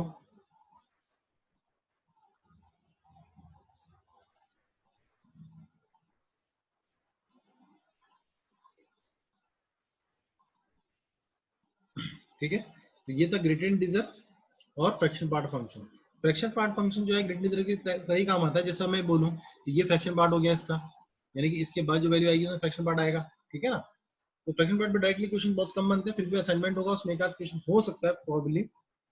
ठीक है, नेक्स्ट टॉपिक हम कर लेते हैं क्विकली, लॉगरिथम। लॉगरिथम प्रॉपर्टीज में बता दे रहा हूँ, है ना। उससे बेस कुछ क्वेश्चंस डिस्कस कर लेंगे, बाकी उसके आगे का जो वीडियो होगा वो मैं ग्रुप में पोस्ट कर दूंगा, ताकि उससे बेस क्वेश्चन आप बना सको लॉगरिथम बेस। ठीक है,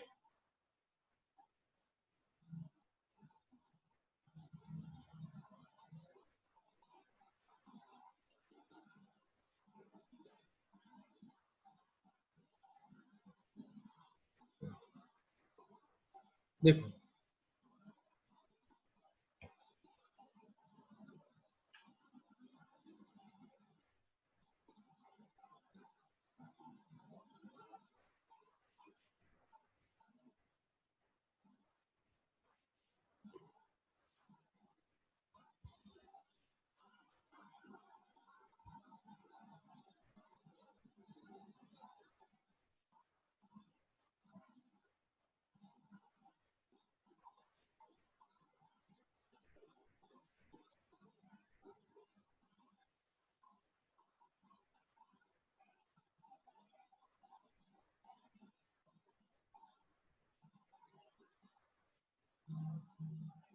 लॉगरिथम, ठीक है।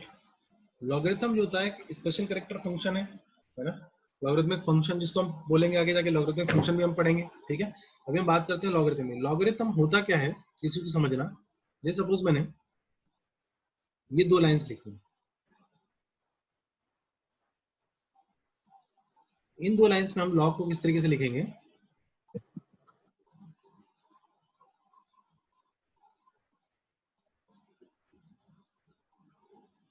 ये लॉग को लिखने का तरीका होता है, लॉग, है ना।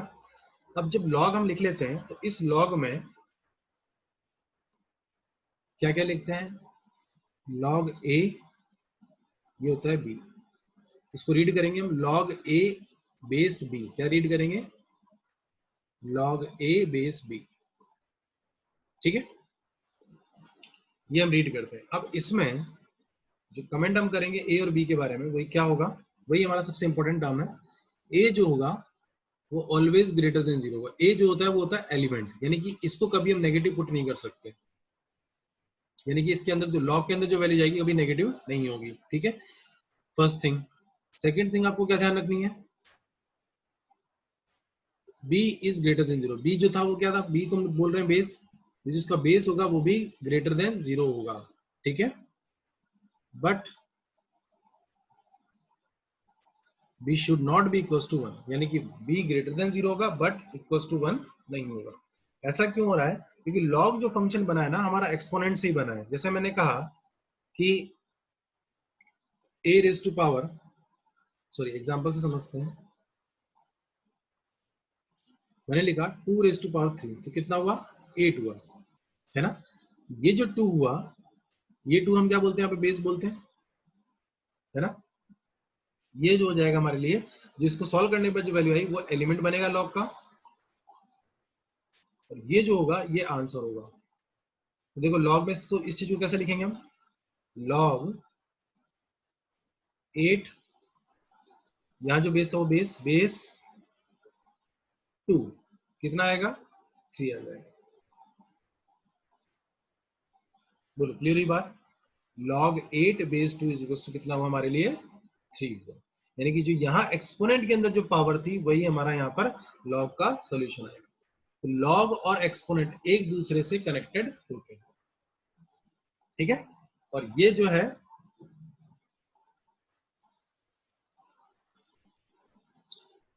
ये एक कसम है जिसको आपको खा लेनी है, ये कंडीशन आपको ध्यान में रखनी है।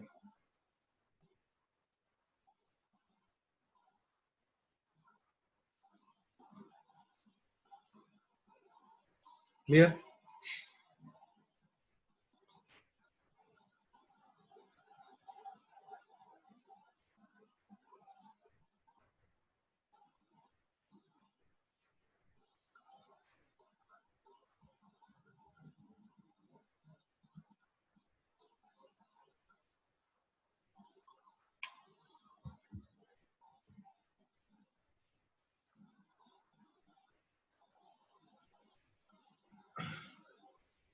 तो बताओ, यानी कि अगर इसको समझोगे तो यानी कि सॉल्व किस तरीके से करना है, इस 3 को 8 को एक्सपोनेंट की फॉर्म में लिखो, यानी कि 2 रेज़ पावर 3, यानी कि यहाँ जो एलिमेंट ये जो क्वांटिटी आएगी और ये जो आएगा यानी कि बेस, और इसको आपको सेम बनाना है। तो जो आंसर होगा वो पावर जो है वही आंसर हो जाएगा आपका, ठीक है। तो बताओ, क्वेश्चन दे रहा हूं मैं, लॉग 1000 बेस 10 कितना होगा, log 121 base 11,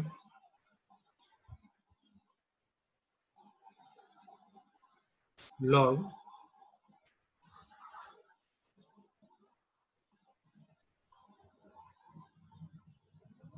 1/100 base 10,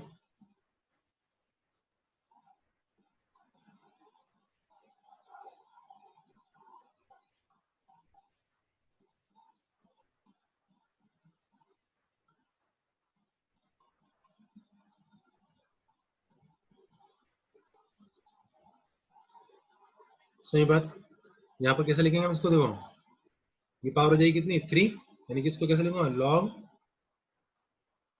10 cube base 10, base 10 में कन्वर्ट किया हमने तो वैल्यू यानी कि जो पावर है वही आंसर हो जाएगी, यानी कि 3 आंसर हो जाएगा, है ना। सेकंड वन में log 11 स्क्वायर बेस 11, पावर जो है वही आंसर हो गया, यानी कि 2 हो जाएगा।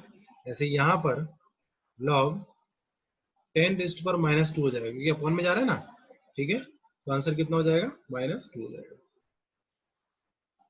क्लियर हुई बात, किस तरीके से हम आंसर्स को इस लॉ को रीड करते हैं और कैसा हम इसको सॉल्व करने में यूज लेंगे, ठीक है।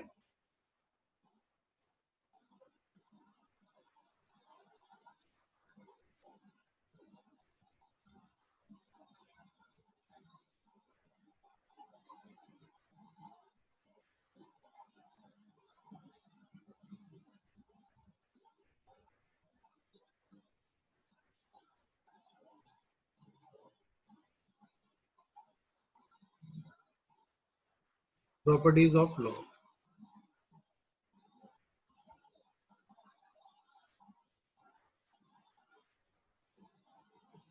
ये सबसे इंपॉर्टेंट चीज है, ये आपको याद होगा तो आपको लॉग में मजा आएगा, बहुत मजा आएगा लॉग क्वेश्चन सॉल्व करने में, ये अगर आपको याद होता है ना।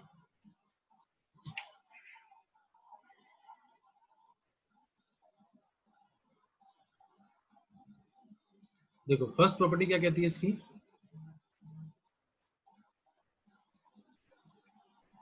log 1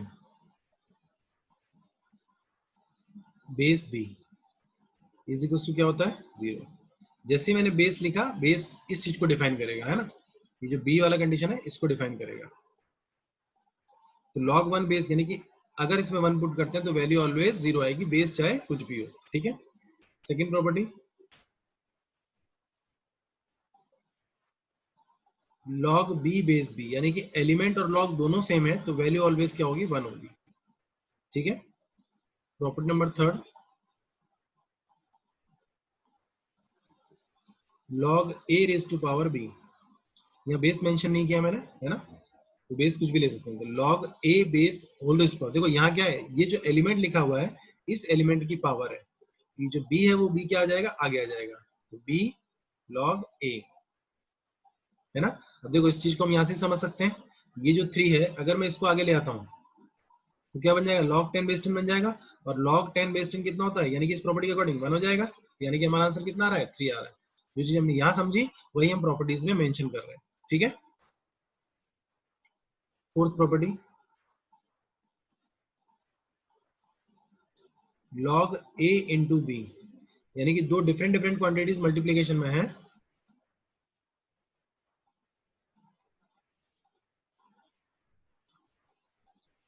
log a plus log b, ठीक है। जो बेस हम यहाँ लिखेंगे वही सेम बेस इन दोनों के पास भी जाएगा, है ना। बेस कुछ भी हो सकता है 1 2 सॉरी 1 तो नहीं होगा, 2 3 10 e जो भी हो सकता है, ठीक है। Fifth property log a upon b, अगर अपॉन में हो जाएगा तो वैल्यू क्या हो जाएगी log a minus log b, log a minus log b बन जाएगा, ठीक है। इनटू है तो प्लस हो जाएगा, डिवाइड है तो माइनस हो जाएगा, ठीक है। नोट की प्रॉपर्टीज, सर ये ए और बी की वैल्यूज पॉइंट में हो सकती है ना? हाँ कुछ भी हो सकती है, ये लिखा ना हमने, देखो ना ये लॉग का जो एलिमेंट है ये वैल्यू हमने लिखी ग्रेटर देन 0, यानी कि पॉजिटिव कुछ भी हो सकता है।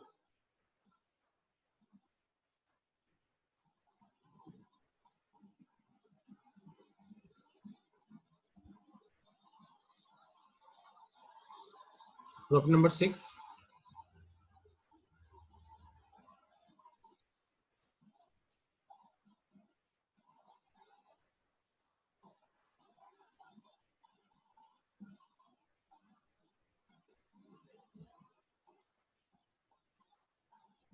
log a base b raise to power n। अब देखो किसकी, बेस की पावर n है, अगर बेस की पावर n है तो बाहर 1 अपॉन के फॉर्म में आ जाएगा, log a बेस b, ठीक है।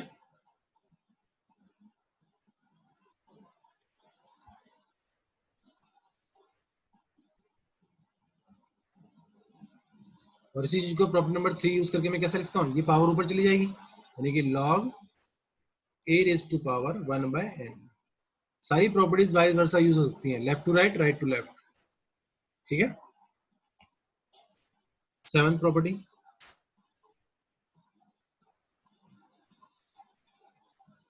a raised to power log b base a।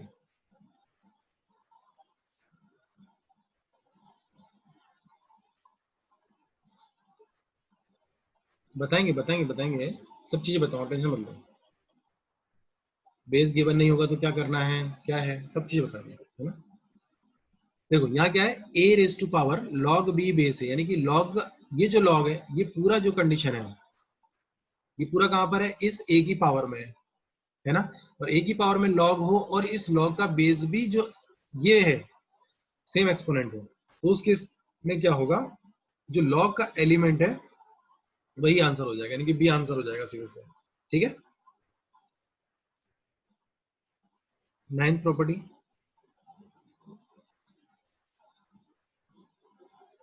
Very important सारी प्रॉपर्टी, लेकिन इसका क्या है, याद नहीं रहती है प्रॉपर्टी, है ना। जहां यूटिलाइज इसको करना होता है वहां याद नहीं आती। क्या है, log a बेस b, ऐसा है। इस प्रॉपर्टी को हम बेस चेंज प्रॉपर्टी बोलते हैं। बेस चेंज कैसे, देखो मुझे इस log का बेस चेंज करना है, सपोज बेस b है, मुझे बेस कुछ और करना है इसका, सपोज मैं बेस c करना चाहता हूँ। जैसे अगर मान लो तुम्हें किसी को थप्पड़ मारना है तो मार सकते हो, कोई दिक्कत नहीं है, लेकिन जो रिफ्लेक्शन होगा वो कंपनसेट करने वाला होगा, है ना। तो देखो log a, मैंने क्या किया, मुझे बेस c चेंज करना है तो बेस c चेंज कर दिया मैंने, कोई दिक्कत नहीं है, हम जो करना चाहते हैं हमने कर दिया। लेकिन जो पुराना वाला बेस था उसका कंपनसेशन तो हमें करना पड़ेगा, है ना। तो log जो पुराने बेस के साथ है, पुराना बेस था उसका log बना के हम डिवाइड कर देंगे, ठीक है। अरे नंबरिंग तो क्या है, मिस्टेक हो ही जाती है। 6 7 ये कर लो, ये 8 हो गई, उसमें क्या, ठीक है। इसे हम बोलते हैं बेस चेंज प्रॉपर्टी। क्या बोलते हैं, बेस चेंज प्रॉपर्टी। ये ज्यादा यूटिलाइज कहाँ आती है, इस तरफ से, यानी कि ये लिखा हो तो इसको कन्वर्ट करना आपको ज्यादा यूज में आना चाहिए, ठीक है। 9th, देखो 9th प्रॉपर्टी क्या है, लॉग बेस चेंज प्रॉपर्टी का ही एक पार्ट है।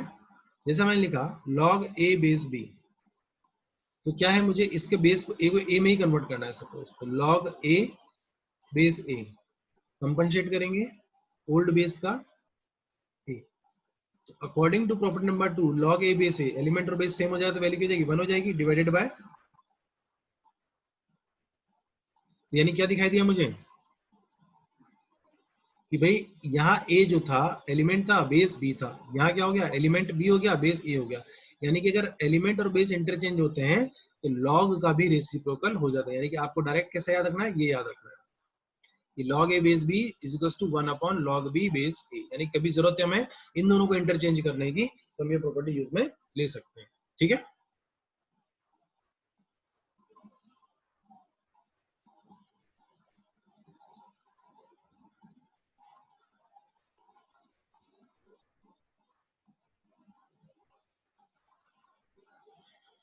टेंथ,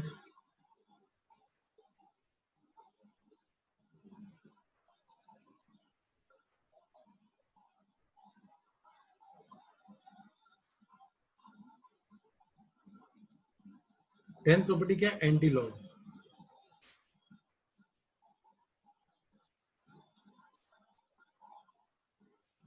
एंटी लॉग प्रॉपर्टीज क्या होती हैं, अगर मुझे लॉग हटाना है तो उसका एंटी लॉग लो। जैसे मेरे पास है x square is equal to 9, तो x की वैल्यू निकालनी है तो हम क्या करते हैं, स्क्वायर रूट करते हैं, है ना। और अगर मुझे दिया हुआ है x root x equal to 3, तो x की वैल्यू निकालनी है तो क्या करूंगा, बोथ साइड स्क्वायर करूंगा। ऐसे ही लॉग में जब लॉग हटाना होता है तो उसका बोलते हैं हम anti log.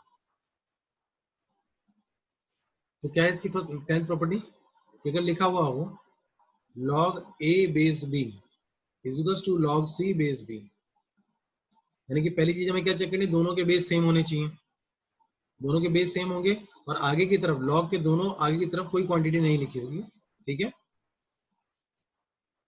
If log a base b is equals to log c base b, then log हट जाएगा, a is equals to c आ जाएगा, ठीक है। 11th एंटी लॉग पार्ट 2 ये इफ वन साइडेड लॉग हो, यानी कैसा लिखा हो log a base b is equals to c, then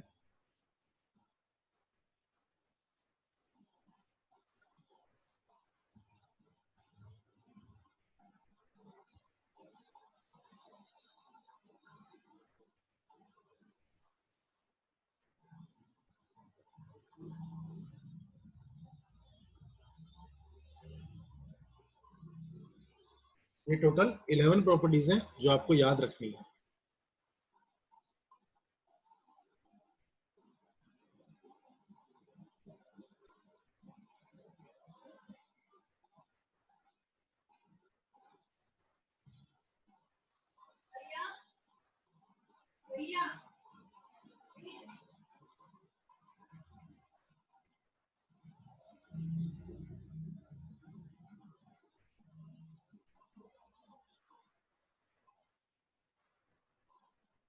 देखा,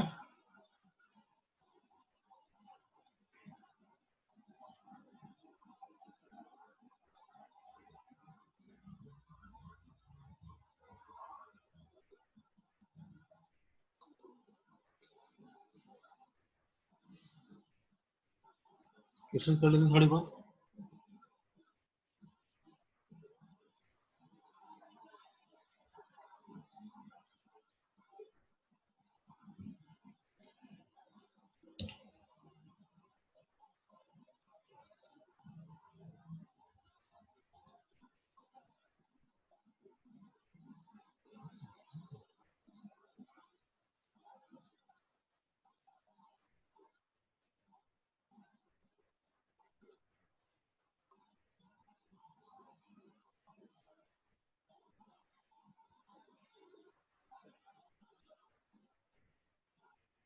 हाँ, और चीजें याद रखने, इफ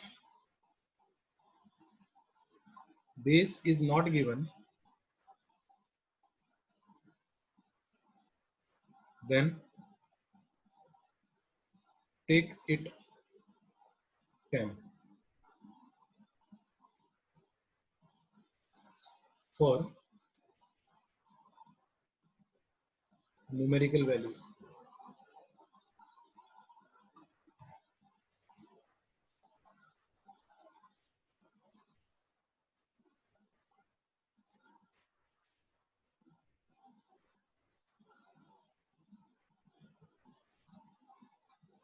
ठीक है।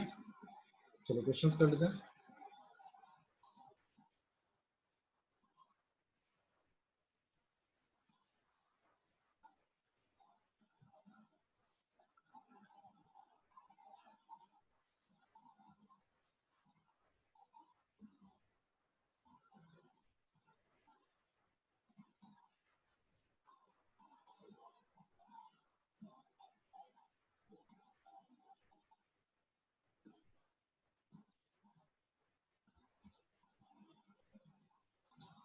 हिमांशु कौन सी?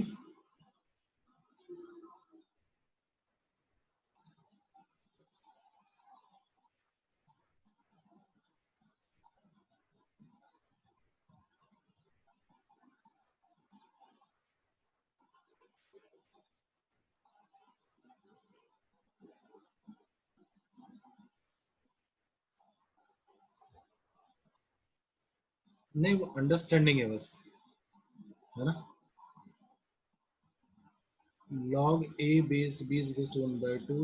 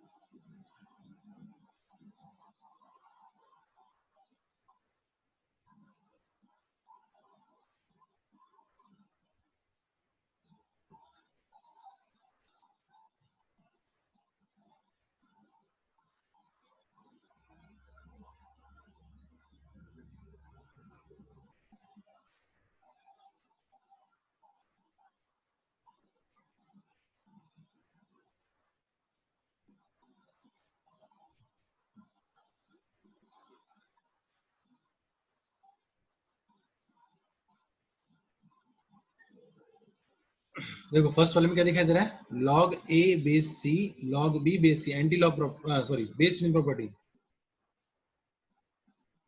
बेस चेन प्रॉपर्टी के अकॉर्डिंग देखता हूं तो क्या बन जाएगा, ये log 1000 बेस 100 है ना। अब सेम बेस में कन्वर्ट कर लेते हैं हम, बेस 10 बना लेते हैं इसका, तो 10 रेस्ट पावर 3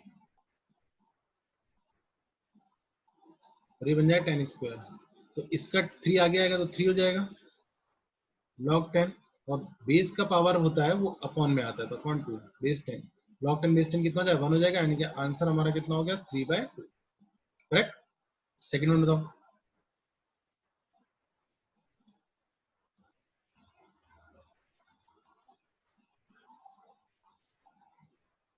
ये सेकंड वन में क्या करेंगे हम, देखो बेस की रेस्पेक्ट में कन्वर्ट करना है इस वाले, है ना, log 0.11 स्क्वायर, 0.11 का स्क्वायर करूंगा तो 0.0121 आ जाएगा, ठीक है, तो वैल्यू क्या आ जाएगी हमारे लिए 2 हो जाएगी। थर्ड वन बताओ। तो थर्ड वन में क्या है, ये 5 है तो इसको भी क्या होना चाहिए 5 होना चाहिए, और 25 को हम 5 लिख सकते हैं, तो 5 स्क्वायर,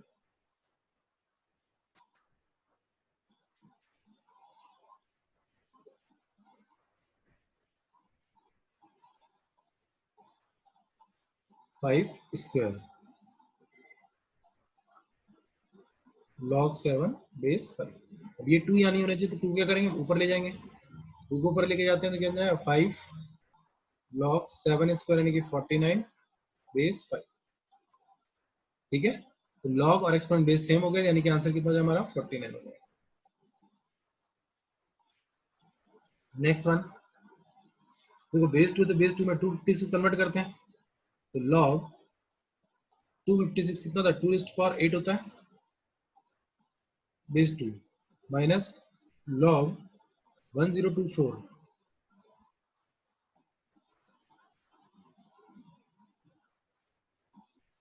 2 raised to power 10 होता है, ठीक है, तो यहाँ 8 आगे आ जाएगा, log 2 बेस 2 1 बन जाएगा, और यहाँ पे 10 आगे आ जाएगा, तो आंसर इज -2। लास्ट वाले का बताओ, log 7 देखो बेस गिवन है तो बेस 10 ले सकते हैं, कोई दिक्कत नहीं है, log 7 और 1/7 क्या लिखेंगे माइनस log 7,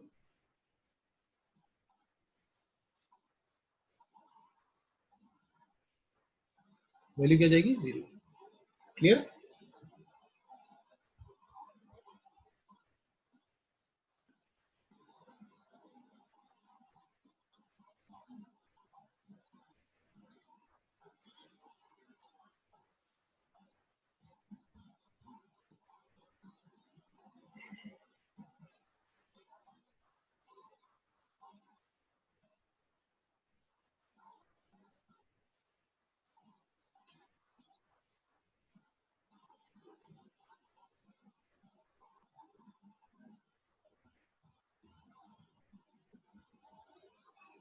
क्लियर एवरीवन।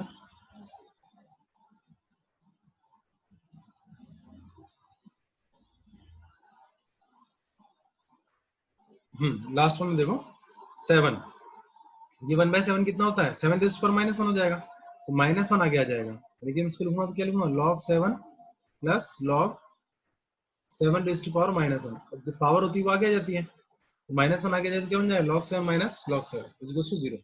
एक तरीका ये है, दूसरा तरीका क्या है, हम log a log b की प्रॉपर्टी अप्लाई कर लें, क्या बन जाएगा मेरे लिए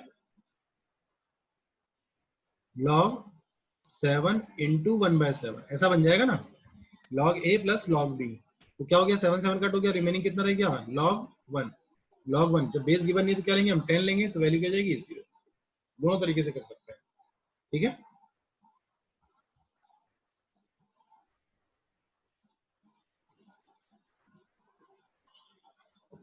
बाकी असाइनमेंट और लॉगरिथमिक इक्वेशन बेस्ड क्वेश्चंस की वीडियोस भी मैं ग्रुप में पोस्ट कर दूंगा, तो आपका लॉग और इसी से रिलेटेड एक्सपोनेंशियल उसका वीडियो मैं ग्रुप में पोस्ट कर दूंगा, ठीक है, और क्वेश्चंस ये सारे आप कंप्लीट कर लेना विद इन 2 और 3 डेज, ताकि मेजर टेस्ट में आप मैक्सिमम मार्क्स स्कोर कर पाओ।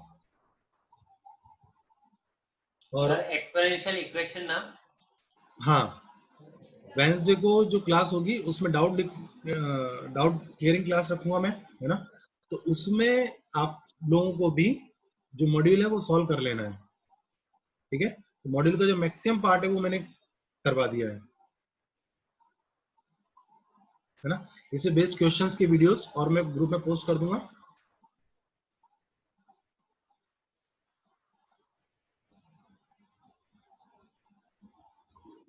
सर तो एक प्लेलिस्ट बना के फिर यस, वो प्लेलिस्ट एकदम मुझे वो प्लेलिस्ट की लिंक फॉरवर्ड कर देना, मतलब ग्रुप में डाल देना। हाँ हाँ वो मैं कर दूंगा।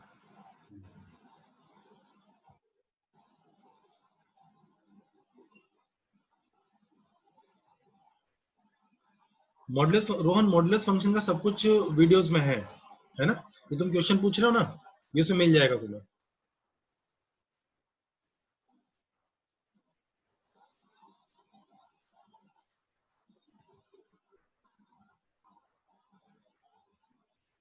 Okay okay, thank you love you.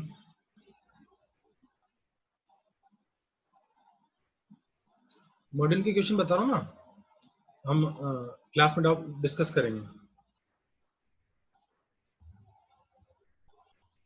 Module में 2 पार्ट में एक्सरसाइज गिवन है, ध्यान रखना है ना। मिडिल में उसके एक आंसर की गिवन है, तो आंसर की उससे चेक करना पहले।